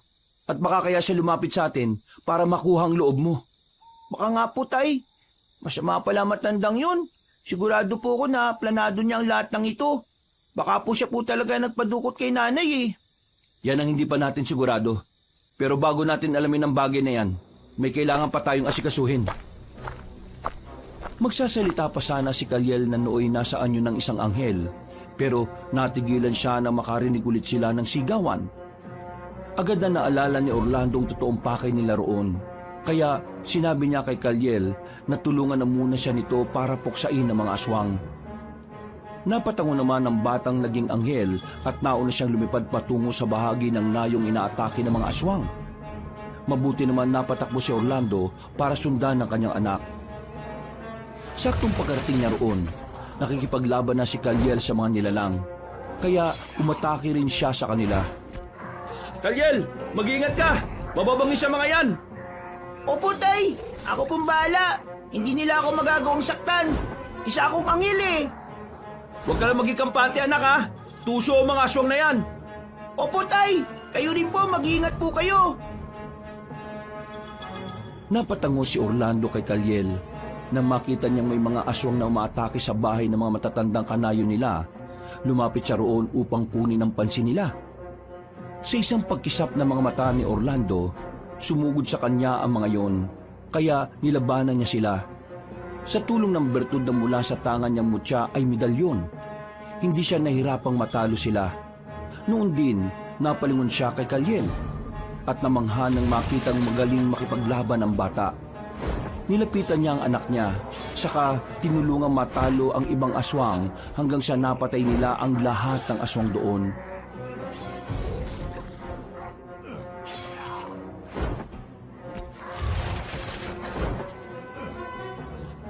Hindi ko akalain na magaling ka pala makipaglaban kapag nasaan yung anghel ka, anak. Ako nga rin po, Tay. Ewan ko ba, para pong may enerhiyang nagtutulak na at nagtuturo sa akin. Sigurado ko na ang kakayahan at katauhan mo bilang isang anghel ang nagtutulak sa'yo. Teka, kinakailangang walang makakita ng pagiging anghel mo. Delikado ka kay Tandang Natis. Sige po, mas mabuting magpalit na lang ako ng anyo. Sige na, bumalik ka na sa anyo mo bilang isang bata. Alam na ng ermitaryo ang totoo mong anyo. Kailangang hindi ka niya malapitan at masaktan. Tay, mukhang may papalapit dito. O sige na, magpalit anyo ka na. Bago pa may ibang tao na makakita sa totoong katauhan mo. Kailangan na nating hanapin ang nanay mo. Sige po, eto na, magpapalit na po ako ng anyo.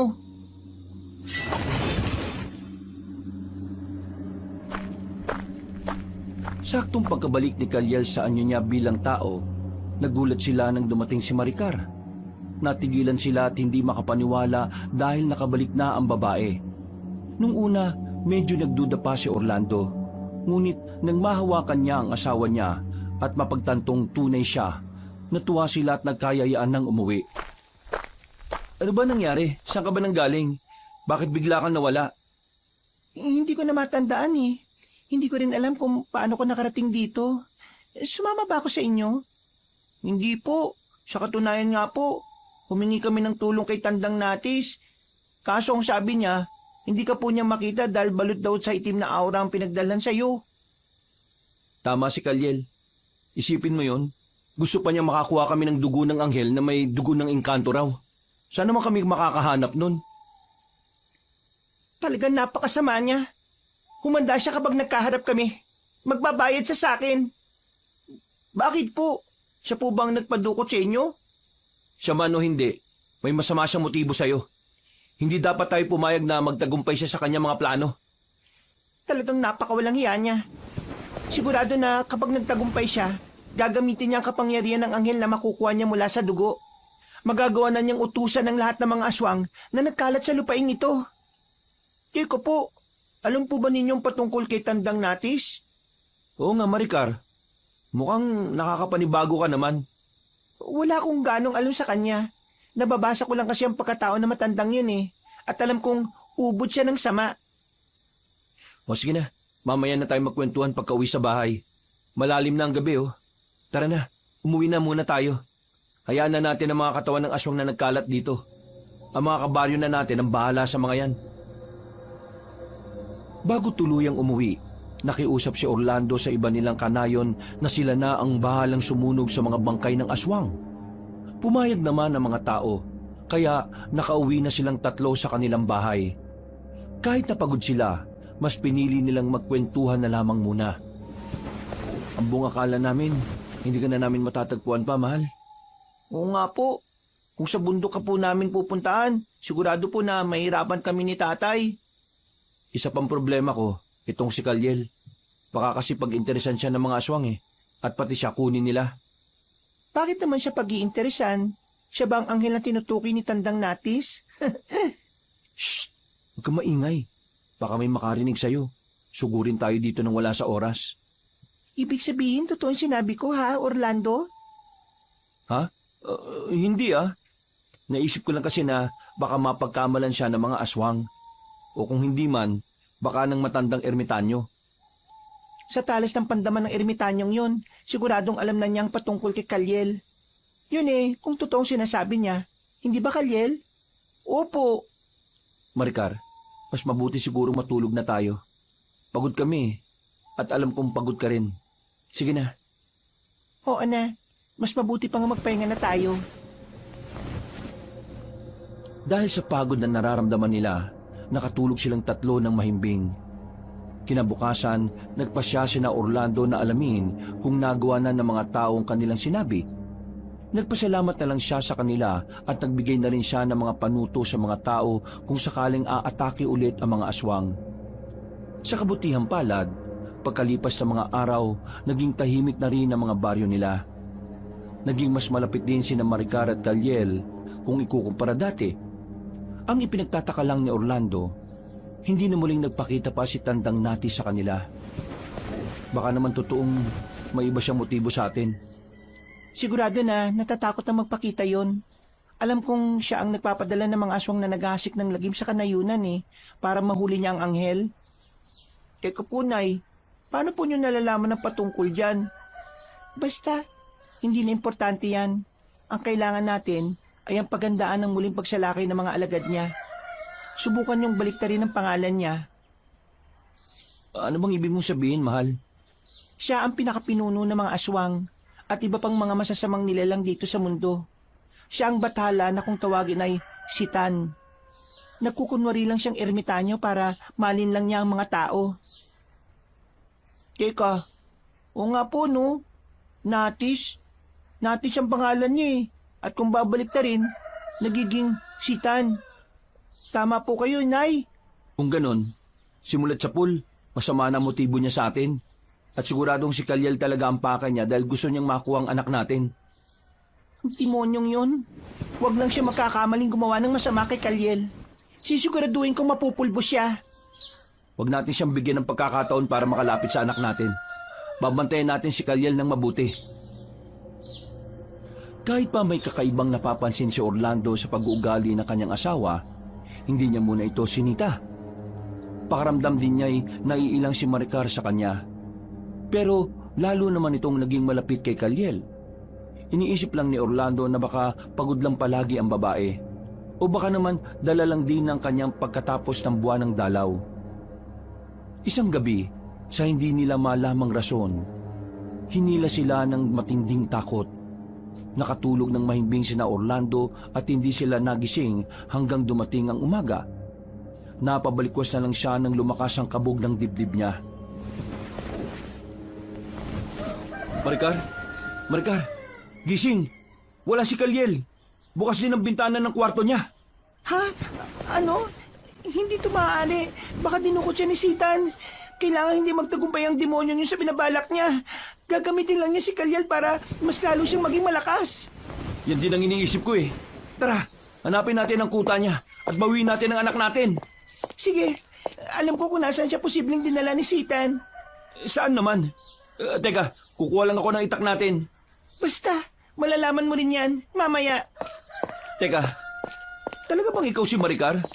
Bakit simula nung mawala ka, nag-iba ka na? Ano ba nangyayari sa'yo? May problema ba? Wala. Bakit? Ano bang ibig mong sabihin? Basta, pakiramdam ko nag-iba ka na Hindi na ikaw yung Maricar na nakilala ko. Ano bang problema? May nagawa ba akong mali sa'yo? Wala. Ay naku naman sige na. Kunin mo lang itak at na makaalis na tayo. Baka abutan pa tayo ng dilim sa paghahanap kay Kalyel Sige na nga. Pagkakuha ni Orlando ng mga itak, umalis agad sila ni Maricar. Pumasok sila sa gubat kung saan nandoon ang kuweba ni Tandang Natis. Subalit, nang nasa loob na sila, napansin niyang mas naging madilim yun kaysa dati. Ramdam din niya ang mabigat na enerhiya roon. Pero mas pinili niyang huwag nang sabihin yon kay Maricar. Sinubukan nilang puntahan ang mismong tapat ng kuweba ng ermitanyo. Ngunit pagdating nila sa kinaroroonan yon, wala silang nakita. Wala rin ang malaking bato na minsan nilang nasumpungan ni Kalyel doon. Wala rito matandang ermitanyo. Baka tumakas na siya pagkatapos niya makuha si Kalyel. Kung ganon, wala siyang ibang pupuntahan kung hindi ang bundok na sinasabi nilang bundok ng demonyo. Pero, masyado malayo yun, di ba? Ilang araw pa siguro nga aabutin natin para makarating doon. Anong gagamitin natin para mas mapabilis ang paglalakbay natin? Huwag ka na mag-alala, ako nang bahala. Humingi tayo ng tulong sa mga diwata at sinaunang Diyos. Teka, kailan ka pa natuto ng ganyan? Sino nagturo sa'yo? Hindi na mahalaga yan. Ang importante, maligtas natin si Kalyel. Basta pagkatapos ng lahat ng ito, gusto kong ipaliwanag mo ang lahat na nangyari Hindi na kasi kita maintindihan Sige, kung yan ang ikapapanatag mo, ilalahat ko ang lahat sa'yo. Salamat, Maricar. Walang anuman. Sige na, tumimik ka muna at ipikit mo rin ang iyong mga mata. Baka kasi hindi ako mapagbigyan ng diwata kapag may ibang nakatingin Oo na, sige. Pipikit na ako. Pakikiramdaman ko lang kung ano ang mangyayari. Sinunod ni Orlando ang sinabi ni Maricar. At habang nasa ganoong sitwasyon, napansin niya ang paglamig ng hangin sa paligid. May ibang nilalang din na gumagalaw ron. Ngunit ayaw niyang suwayin ang sinabi sa kanya ni Maricar. Makaraan ng ilang sandali, kinalabit siya ng babae. Agad naman niyang iminulat ang mga mata niya at nakita niya ang isang puno na nagliliwanag ang katawan. Diyan tayo dadaan. Nakahingi ako ng tulong sa mga diwata at sa kabutihang palad. Hindi nila ako binigo. Ibig mo sabihin lagusan yan? Saan naman tayo dadalhin yan, Maricar? Saan pa? Kundi sa bundok na posibleng pinagdalan kay Kalyel. Wala nang ibang lugar na pagdadalan si Sitan sa kanya, kundi sa isang lugar na kung saan alam niyang mas magiging malakas siya. Kung ganun, tara na. Pero kailangan natin mag-ingat. Hindi natin alam kung ano ang posibleng sumalubong sa atin doon. Tama ka. Talasan na lang natin ang pandaman natin para hindi tayo maisahan ng peking ermitanyo. Sige. Halika na, pumasok na tayo. Hindi tayo dapat mag-aksaya ng oras. Makalipas lang ang ilang sandali, nakalabas sila sa lagusan. Napalunok na si Orlando na kanyang laway nang makita ang paanan ng bundok. Iginala niya ang paningin niya roon hanggang sa may napansin siyang gumagalaw.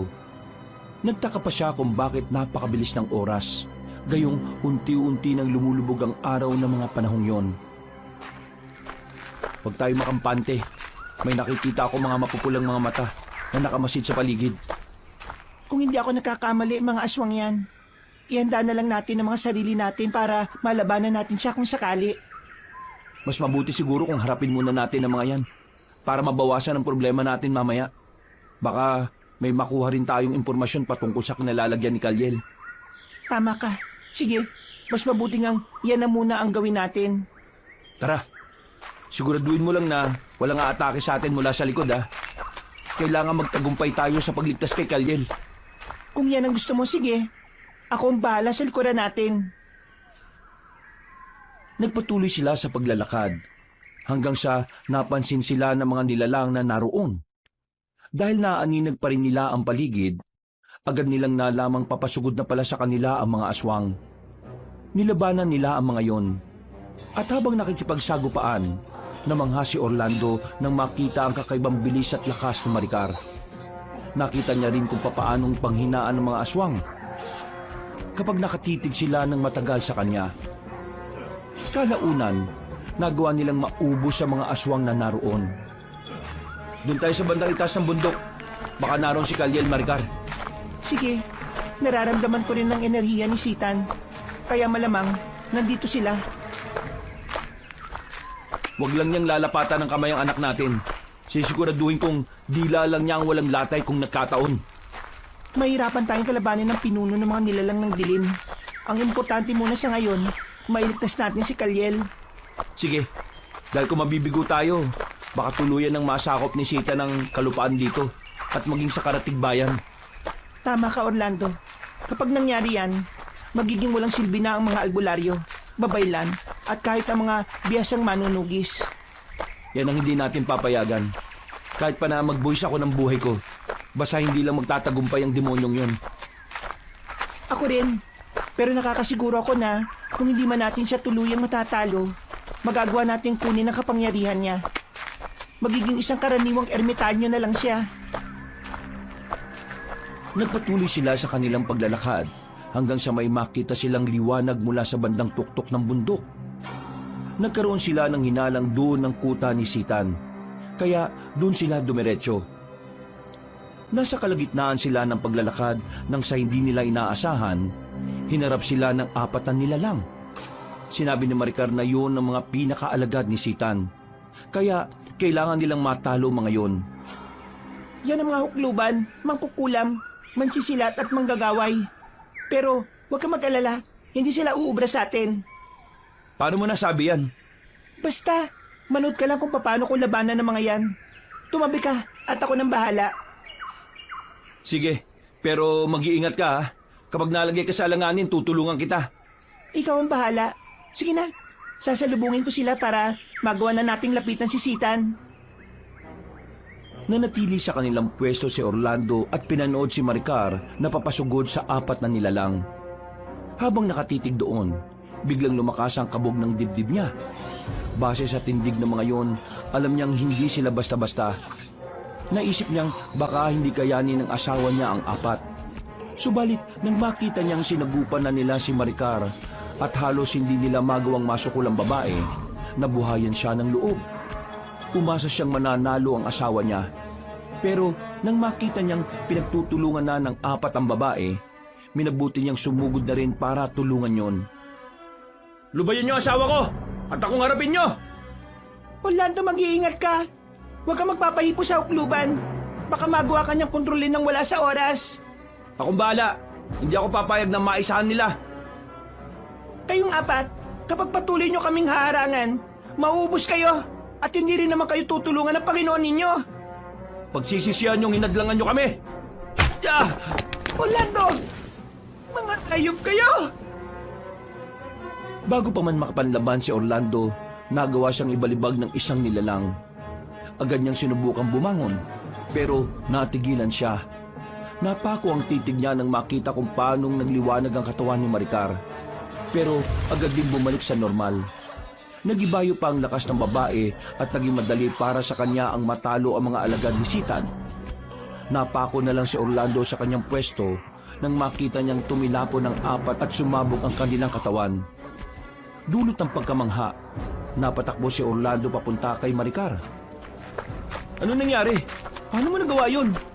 Hindi na importante ang bagay na yun, Orlando. Tara na. Harapin natin si Sitan at nang mailigtas na natin si Kaliel. Teka, nakita kong nagliwanag ang katawan mo ah. Sabihin mo nga sa akin, ikaw ba talaga si Maricar? Baka nagkukunwari ka lang. Mamaya na natin pag-usapan ng bagay na yan. Ang importante sa ngayon ang anak natin. Baka may gawin si Sitan sa kanya. Oy, sige. Pero gusto kong ipaliwanag mo talaga sa akin ang lahat ng bagay na dapat kong malaman ha. Oo na, mamaya nga. Tara, lapitan na natin ang demonyong yan. Sandali, mukhang mahihirapan tayo. May mga matang nakamasid sa atin. Ibig sabihin, nakita na nila tayo. Posible ring alam na ni Tandang Natis o ni Sitan ang pagdating natin. Kung alam niya ang pagdating natin, kailangan makagawa tayo ng paraan para matalo siya. At sigurado na napaghanda na rin kasi niya ang laban natin sa kanya. Hindi tayo ata sa kanya. Gagawin natin ang lahat para mailigtas si Kaliel. Nagsimula silang maglakad patungo sa kinaroroonan ni Sitan. Habang nakamasid doon si Orlando, nakaramdam siya ng takot dahil sa anyo ng nasabing nilalang. Hindi na siya anyong matandang ermitanyo, kung hindi isang nilalang na may sungay at mamula-mula ang balat. Nagbabaga rin ang mga mata nun, at iba kaysa sa mga karaniwang aswang. Alam niya sa sarili niyang mahihirapan sila, ngunit kailangan niyang kayanin yon alang-alang kay Kaliel.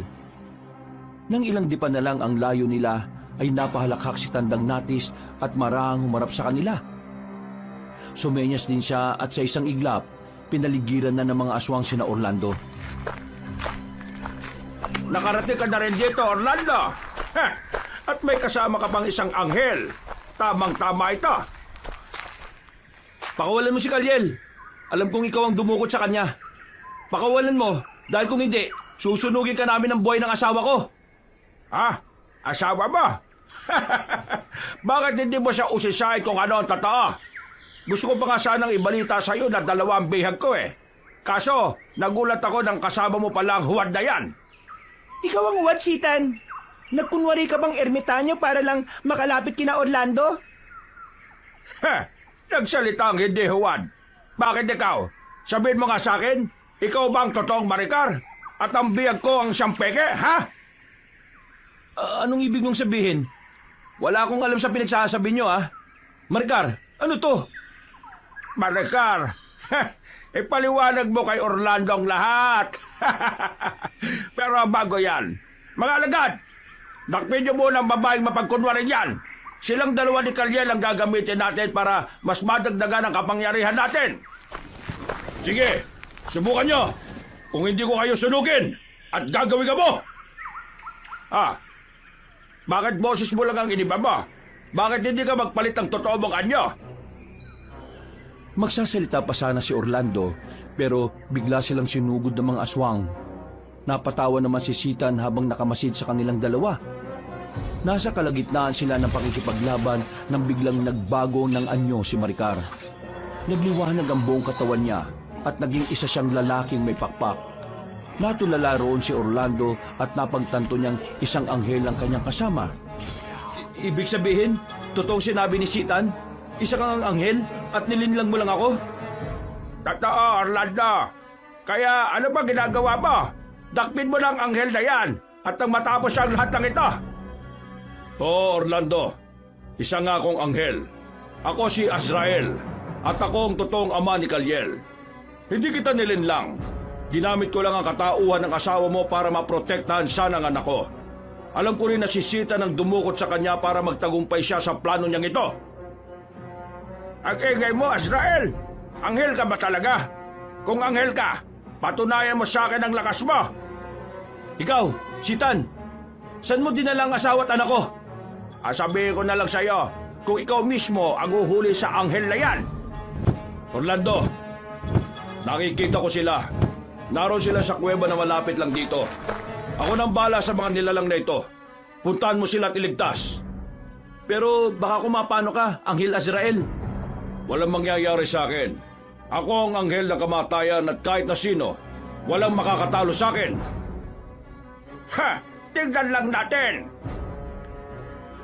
Umihip si Tandang Nati sa ere at sa tulong ng malamlam na liwanag na mula sa mga sigang naroon, nakita ni Orlando kung papaano pumasok ang maitim na usok sa bunganga ng mga aswang. Noon din, narinig niya ang sigaw ni Kalyel, kaya nagpaalam siya kay Anghel Azrael na ililigtas niya muna ang bata. Sa kabutihang palad, hindi siya naharang ng mga aswang at nakatakbo siya papunta sa kuweba kung saan naroon si Kalyel. Anak, ang tatay Orlando mo to. Nandito ako para iligtas kayo ng nanay mo. Tay, nandito po ako sa loob.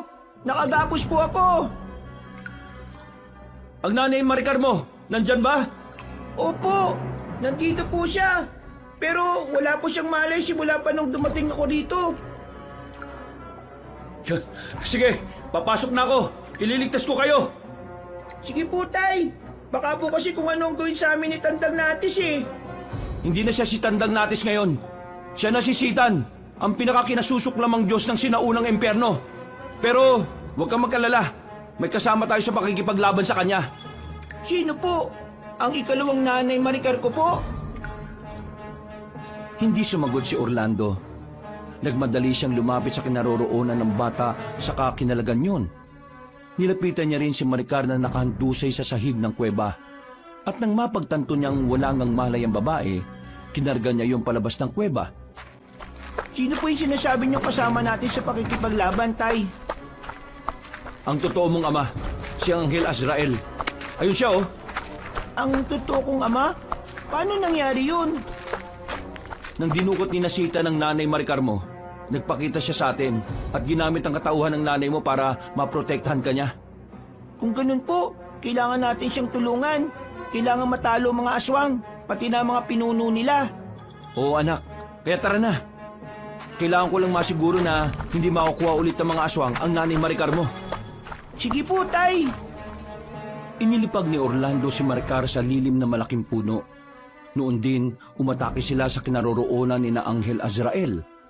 Pagdating nila roon, napalingon si Sitan sa kanila saka napatawa. Na mga sandaling yun, mas naging malakas ang mga aswang nakaharap ng anghel. Lumapit na rin si Orlando roon para tumulong. Napalingon na lang siya kay Kaliel at napatango nang makitang naging isang anghel din yon. Alam kong gusto mong kunin ang anak ko dahil isang bathaluman ng kanyang ina. Akala mo ba'y papayagan kong mangyari yan? Isa kang mababang uri ng anghel lamang at mas makapangyarihan pa rin sa iyo si Lucifer. Sa palagay mo ba, mapipigilan mo ako sa pinaplano ko? Hindi! Kung siya lang mag-isa, baka mabigo siya. Pero ngayon, 3 na kami ang makakaharap mo. Kaya umanda ka, Sitan! Sige, kung gusto niyo ng seryosong labanan, pagbibigyan ko kayo! Pagkawika ni Sitan, itinas niya ang kanyang kamay. Napasigaw na lang si Orlando at Kaliel nang magsimulang yumanig ang lupa. Ng mga sandaling yon, naging mas agresibo ang mga aswang na umatake kay Kaliel. Nakita naman ni Anghel Azrael ang ginawa ng mga nilalang, kaya sumugod din siya para kalabanin ng mga yon. Napamura naman si Orlando at noon din tumakbo rin siya para lapitan si Sitan. Subalit nang ilang dipa na lang ang layo niya sa kalaban, ikinumpas nito ang kanyang kamay. Kasabay noon, napako siya sa kanyang kinatatayuan. Sige, gumalaw ka kung kaya mo! Anong ginawa mo sa akin? Bakit napako ko sa kinatatayuan ko? Pakulam mo ako dito! Ginawa ko yan para mas maging madali sa akin na kunin ang asawa mo. Ang totoo mong asawa. Napakasama mo! Ano naman ang gagawin mo kay Maricar, ha? Malalaman mo rin. Huwag kang mainip. Panoorin mo muna kung paano talunin ng mga bagong ahon kong alaga. Bagong ahon? Oo, dahil ang mga tinawag ko ay mula sa kailaliman ng lupa. Tignan mo kung gaano sila kabagsik. Nilingon ni Orlando sina Kaliel at Anghel Azrael. Nakita niyang medyo hirap ang dalawa na talunin ng mga aswang na mas maliliit at mas maliliksi kung gumalaw. Walang ano-ano. Nawala si Sitan at napasigaw siya nang makitang nasa tabi na ng aswang niya ang peking ermitanyo.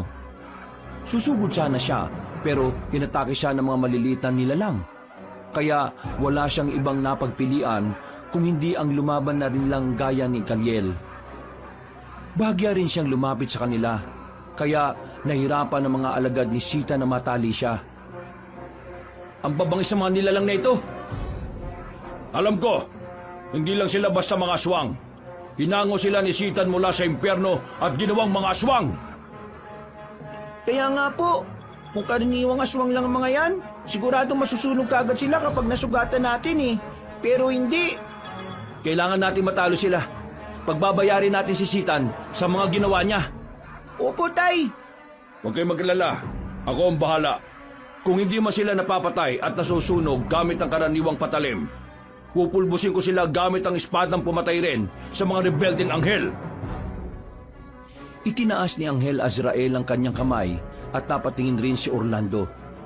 Nanlaki na lang ang mga mata niya nang makita niyang may liwanag na mula sa langit at mabilis na nahulog. Mas namangha pa siya nang makita niyang may hawak na espada si Anghel Azrael at may dumadaloy na parang kuryente roon. Napalingon si Orlando sa kinaroroonan ni Sitan at napatitig na mabalasik doon nang makitang nagulat ang nasabing nilalang. Orlando, Kaliel, lapitan niyo si Sitan at Maricar. Uunahin ko muna ang mga nilalang na ito. Magiging hadlang lang sila sa atin at baka matalo pa tayo ni Sitan ng dahil sa kanila. Sige, Anghel Azrael. Kaliel, sumunod ka sa akin. Mag-iingat ka kay Sitan, ha? Gusto niya kayo makuha eh. Opo, Tay. Mag-iingat po ko. Sige na, anak. Mag-iingat ka. Napatango si Kaliel kay Anghel Azrael. Noon din, napatakbo si Orlando patungo sa puno kung saan naroon si Maricar. Lumipad naman ang batang anghel para sundan ng lalaki. Nang makalapit na sila roon, sinakal ni Sita ng babaeng walang malay at nagbanta siyang papatayin niya ito. ibigay mo sa akin ang batang anghel na yan at ibibigay ko sa iyo si Maricar. Hindi. Kahit na anong mangyari, hindi ko ibibigay sa iyo si Kaliel. Alam kong gagamitin mo lang siya para sa mga pansariling interes mo. Lubayan niyo si nanay. Wala siyang kasalanan sa inyo. Sige, total ako lang naman ang gusto niyong makuha, di ba? Pagbibigyan kita. Sige, anghel. Lumipad ka palapit sa akin. Huwag, Kaliel. Huwag kang makinig sa demonyong yan. Kapag nakuha ka na niya, papatayin ka niya at kukunin ang kapangyarihang dumadaloy sa katawan mo. Huwag ka makinig sa mahinang nilalang na yan.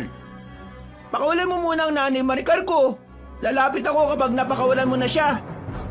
Kaliel, makinig ka. Iisaan ka lang yan.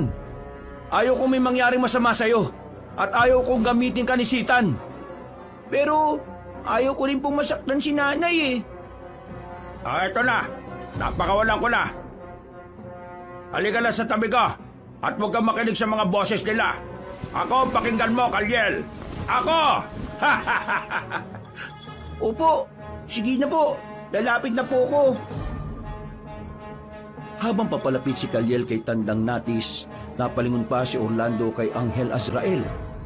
Nakita niyang malapit na nitong maubos sa mga aswang na kalaban niya. Kaya tinawag ng lalaki ang pansin ng anghel. Napalingon naman si Anghel Azrael at agad na binalaan si Sitan. Itinaas niya rin ang espadang hawak niya. Kaya nagbago ang ekspresyon sa mukha ng peking ermitanyo. Kasunod noon, lumipad ang anghel patungo kina Orlando. Sige, saktan mo ang anak ko at sisiguraduhin ko na hindi ka na mabubuhay pang muli sa kahit na anong panahon. Ano na, Sitan? Bakit bigla ka natigilan? Bumahag na ba ang buntot mo? At ano akala niya? Matatakot ako sa inyo? Hawak ko na si Kaliel. At kapag nakuha ko na ang kapangyarihan niya, kayo mga anghel ang uubusin ka. Kaliel anak, huwag ka magpapasailalim sa Sitan na yan. Gagawin ko po. Hindi para sa sarili ko o kay Sitan. Para po ito kay Nanay Maricar. Dahil alam kong siya ang papatayin kapag hindi ako sumunod eh. Napatawa si Sitan dahil sa sinabi ni Kaliel. Noon din, sinakal niya ang batang anghel saka iniangat sa ere. Napasigaw naman si Orlando. At bago pa man niya magawang sugurin si Sitan, umatake na si Anghel Azrael. Nabitiwan ng peking ermitanyo ang batang anghel dahil doon. Agad namang nilapitan ni Orlando si Kaliel at inalam ang kanyang sitwasyon. Napatitig na lamang sila kay Sitan nang marinig nila ang mga pag-ungol. Pareho silang nabahala nang makitang napapantayan ng peking albularyo ang lakas at liksi ng anghel. Mukhang matatalo po si Anghel Azrael. Mas nagiging malakas na po si Sitan, Tatay Orlando. Hindi maaari. Hindi ko papayagang mangyari yan. Kailangan makalis tayo ng ligtas dito sa lugar na ito. Ano po minabalak niyo, Tay? Iligtas mo ang nanay Maricar mo. Kami na ang bahalang tumapos kay Sitan. Itago mo siya at siguraduhin na walang aswang na makakalapit sa kanya. Sige po, masusunod po, Tay. Ikaw, mag-iingat ka rin ha. Kailangan mo pa makausap ang totoo mong tatay at nang malaman natin kung anong desisyon niya patungkol sa iyo. Sige po, Tay. Kahit na bata pa si Kaliel, nagawa niyang buhatin si Maricar. Sinundan na lang sila ng tingin ni Orlando. Nang makita niyang nakalayo na ang dalawa, hinawakan niya ng maigpit ang itak niya at patakbong sumugod kina Sitan. Tinulungan niya si Anghel Azrael hanggang sa magawang ibalibagyo ng peking ermitanyo. Napasigaw naman si Orlando para kunin ang atensyon ng nasabing nilalang. Kung hindi umubra sa akin ng anghel, ikaw pa kaya? Isa ka lang mahinang manunugis ng aswang? Mahina? Tingnan natin. Kahit na itong itak lang ang panlaban ko sa iyo, kaya kitang dalunin. Alang-alang sa anak at sa asawa ko. Sige. Sige, lalaki. Subukan natin kung hanggang saan ang kakayahan mo. Mag-iingat ka sa kanya, Orlando. Tuso ang Sitan na yan. Huwag ka mag-alala. Hindi ako magpapa... Anong gusto mong sabihin, ha? Ano ka ngayon? Sinakal ni Sitan si Orlando at ilang beses na ibinagsak sa lupa. Kahit na sobrang sakit na ng kanyang katawan, sinika pa rin niyang huwag mabitiwan ng itak. Bago pa man malaman ni Sitan ang plano niya, Gamit ang natitira niyang lakas ay tinaga niya ito sa muka. Napaingil ang peking albularyo at noon din sinuntok niya sa tiyan si Orlando. Napaungol naman ng lalaki at bago pa man niya muling mataga si Sitan, ibinalibag din niya ito. Agad niyang ibinaling ang pansin niya roon at napailing nang makitang umatake si Anghel Azrael sa kalaban nila. Malakas ka lang dahil sa kapangyarihan mo mula sa kadiliman. Ikaw naman, napakahina mo. Anghel ka nga ng kamatayan pero parang ikaw pang mamamatay sa ating dalawa ngayon ah. Isama mo na lang kaya mga kakampi mo. Hindi mangyayari yan. Ikaw muna ang dadaling ko sa kamatayan. Para kailanman, hindi ka na makakapaghasik ng lagim. Anghel ka lang, hindi ka Diyos. Tama ng satsat. Tapusin na natin ito at ang malaman kung sino ang karapat-dapat na mamatay. Napangisi si Tandang Sitan at noon din mas naging mabagsik pa siya. Mas niliksyan niya ang galaw at nakita ni Orlando kung paano siya lumipat sa bandang likuran ni Anghel Azrael. Sinungguban niya ang pakpak noon at bago pa man makalapag ng anghel, binali niya ang pakpak nito. Isang malakas na pag-ungol ang nagawa ng totoong ama ni Kaliel. Kasunod noon, ibinalibag siya ni Sitan. Tuminapon din ang espada niya, kaya halos mawala na ng pag-asa si Orlando. Bago pa man siya makatayo, nilapitan na siya ni Sitan at inapakan sa dibdib. Ha! Saan na kayo na ipinagmamalaki mo? Malas mo na lang dahil naging kalaban kita.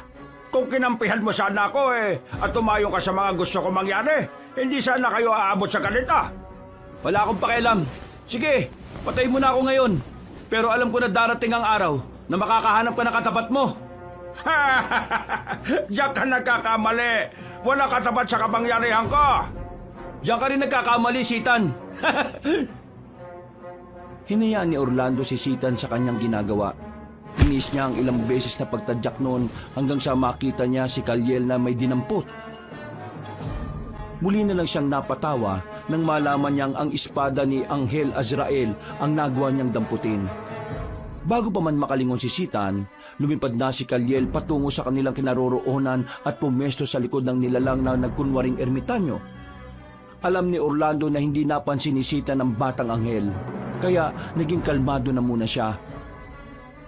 Magpaalam ka na sa asawa mo at anak-anakan. Sa uling pagtadyak ko sa'yo, sisiguraduhin ko makakawala na ang kaluluwa mo sa katawan mo. Ikaw ang dapat na magpaalam. Anumang sandali, papatayin ka ng anghel at babalik ka na sa kung saan ka nararapat. Huwag ka magpakasiguro, lalaki. Naamoy ko na kamatayan mo. Ang dapat sa'yo ay ganito. Anong... Namnamin mo ang kamatayan mo, Sitan. Kaliel, dahan-dahanin mo lang. At nang malasap niya ang huling sandali niya. Opo, Tay! Hayop kang batang anghel ka. Magbabayad ka sa magtarak mo ng espada sa likod ko. Humanda ka sa magbabalik ko. Hindi ka na makakabalik pa, Sitan. Itay, ayos ka lang po ba? Ano masakit sa'yo? Akala ko po mahuhuli na ako eh. Teka, ang totoo mong tatay, mukhang nabalian siya ng pakpak ah. Ayun po siya oh. Nilapitan nila si Anghel Azrael at saktong pagkalapit nila, lumipad yun at sinabing nagkunwari lang siyang nabali ang pakpak niya. Sinabi pa niyang aatakin sana niya si Sitan. Pero nang makita niyang hawak ni Kaliel ang espada niya, hinayaan na lang niya ang bata. Pinuntahan nilang tatlo si Maricar at nang hawakan ni Anghel Azrael ang ulo niya, bigla siyang nagkamalay. Gising ka na, asawa ko? Ano nangyari? Nasaan ako? Nasa langit na ba ako? Bakit may mga anghel dito? Ako po to, Nay. Si Kaliel po. Ako naman si Anghel Azrael. Pasensya kung ginamit kong katauhan mo para mabantayan si Kaliel. Siya ang totoong ama ni Kaliel. Mabuti na lang at tinulungan niya tayong matalo si Sitan. Si Sitan? Nasaan ang demonyong yon? Wala na siya. Naging abo na. Pinatay na siya ni Kaliel. Napakatapang talaga ng anak ko. Napahama mo ko, Kaliel. Salamat din, Anghel Azrael, at hindi mo pinabayaan si Kaliel. Nung makatayo na si Maricar, nag-usap sila patungkol sa kalagayan ni Kaliel. Inusisa nila si Anghel Azrael kung dadalhin niya ang batang anghel o hindi. Napangiti na lang ang anghel at napatingala sa langit. Sinabi rin niya na kahit nadalhin niya sa langit si Kaliel, hahanapin pa rin ito ang buhay sa lupa. Nasanay na siya rito sa lupa. Ayaw ko rin madamay siya sa digmaang nagaganap sa langit. Mas mabuting dito na siya sa inyo. Talaga, Anghel Azrael? Hindi mo kukunin si Kaliel? Akala ko kasi bumalik ka para kunin siya eh. Yan din sana ang una kong iniisip. Pero nang makita ko kung gaano nyo kamahal ang anak ko, napagtanto kong mas dapat siyang mamuhay kasama ninyo. Talaga po, Tay? Naku, maraming salamat po. Salamat, Anghel Azrael. Pero may isa pa po kaming problema eh. Baka po kasi malaman ng mga tao ang pagiging anghel niya. At kagaya ni Sitan, pag-interesan din po siya. Huwag kayo mag-alala. Magmula ngayon, ang kahit na sinong mortal ang makakita sa anyong anghel niya, ay malilimutan ito. At hanggat hindi namamatay ang mortal niyang katawan, hindi siya babalik sa totoo niyang anyo. Maraming salamat. Kahit paano nawala ng isa sa mga alalahanin namin. Ano, Kaliel? Handa ka na bang umuwi sa bahay natin? Oo naman po. Sabik na nga po ako makipaglaro sa ibang bata eh. Kung ganun, tara na. Maglakad na tayo pa uwi. Hindi na kailangan. Sandalit hihingi muna ulit ako ng tulong sa mga diwata para magkaroon kayo ng lagusan pabalik sa baryo ninyo. Ipinikit ni na Orlando ang kanilang mga mata at nang sabihan silang dumilat, nakita nilang isang lagusang napakaliwanag. Noon din, bumalik na rin sa anyong bata si Kaliel at magkahawak kamay silang tatlo na pumasok sa lagusan. Bago pa man mawala ang liwanag na yon, napalingon sila kay Anghel Azrael na nooy nakangiti sa kanila habang lumilipad patungo sa kalangitan. Makaraan lang ang ilang sandali. Nakarating silang tatlo sa kanilang bahay. Dahil madilim pa, minabuti na muna nilang matulog para makapagpahinga. Makalipas ang ilang buwan, Nay, Tay, makikipaglaro po ko ha. sige nak, basta mag-iingat ka ha. Huwag mo ngayaan na matuyuan ka ng pawis sa likod mo. Opo, Tay. Huwag ka rin makikipag-away sa mga kalaro mo ha. Ayaw namin na may kaaway ka. Sige po, Nay. Kapag nagutom ka, umuwi ka rin ha. May pagkain naman dito. Huwag mong hayaan ang sarili mong magutom dahil lang sa paglalaro. O sige na, baka kasi hinihintay ka na ng mga iba mong kalaro eh. Napangiti na lang ang mag-asawa nang makita nila ang pananabik ng anak nila para makapaglaro sa kapwa niya bata. Napayakap na lang si Orlando kay Maricar at napabuntong hininga. May pagkakataon kasing nakakalimutan nila kung sino talaga si Kaliel. Ngunit dahil sa mga naging karanasan nila, hindi nawala sa isipan nila ang patungkol sa pagiging anghel ng bata. Alam mo, ang buong akala ko, kukunin talaga siya ng totoo niyang tatay eh. Mabuti na lang talaga at hindi niya ipinagdamot sa atin ng anak niya. Kaya nga kung tutusin, pagkakataon na siya. Saka magpasalamat na lang tayo, tinulungan niya tayo matalo si Sitan. Sino ba naman ang mag-aakala na ang mabait na ermitanyong yun isa palang pinuno na kasamaan? Saka may interes pala siya sa batang anghel na anak natin. Hindi ko kagad nalaman yun Kung alam ko lang na yun ang pakay niya, hindi ko siya hinayaang makalapit kay Kaliel. Ako din, kung may babalik ko lang ang oras, hindi ko papayagan si Kaliel na makipagsalamuha sa matandang yon. Pero hindi bale, tapos na ang laban natin yun At siguro naman, tuluyan na rin magiging tahimik ang buhay natin. Sana nga, Orlando. Ayaw ko malagay sa peligro si Kaliel Hindi ko kakayanin kung may masamang mangyayari sa kanya. Ang mas mabuti siguro, magsimba tayo kada linggo. Para naman kahit na wala na sa langit si Kaliel, mas mapapalapit siya sa mga kauri niya ron. Oo, mas mainam nga yung naisip mo. Gusto kong ipagdasal palagi ang katahimikan ng buhay natin. Gusto kong maging normal ang buhay ni Kaliel. Mabuti na nga lang at nakakalimutan ng mga tao rito ang patungkol sa mga aswang. At sigurado, limot na rin nila yung totoong anyo ni Kaliel. Oo nga, kahit papaano, makakapamuhay si Kaliel kagaya natin mga mortal. At alam ko rin na palagi siyang binabantayan ni Anghel Azrael at ang kanyang inang Bathaluman. Magmula noon, kada linggo, nagsisimba silang tatlo. Nagpasalamat naman si Kaliel sa kanila dahil naging mas malapit siya sa Diyos at kay Anghel Azrael. Naisip din nilang tatlo na kahit na anghel na kamatayan ng totoong ama ni Kaliel, nagawa rin naman itong bigyan ng panibagong buhay ang bata sa tulong nilang mag-asawa. Salamat po, Nay Maricar, Tay Orlando. Inilagaan po niyo ako kahit na hindi niyo ako totoong anak. Ano ka ba naman, Kaliel? Totoong anak ka namin. Hindi man sa dugo, pero sa puso't isipan naman. Tama ang nanay mo. At sa totoo lang, kami pa nga ang dapat na magpasalamat sa iyo eh. Binigyan mo ng pag-asa ang buhay namin. Alam mo ba nung makunan ako dahil sa mga aswang, itinoon ko na ang buong buhay ko sa panunugis. Pero nagbagong pananaw ko nang mapasa amin ka.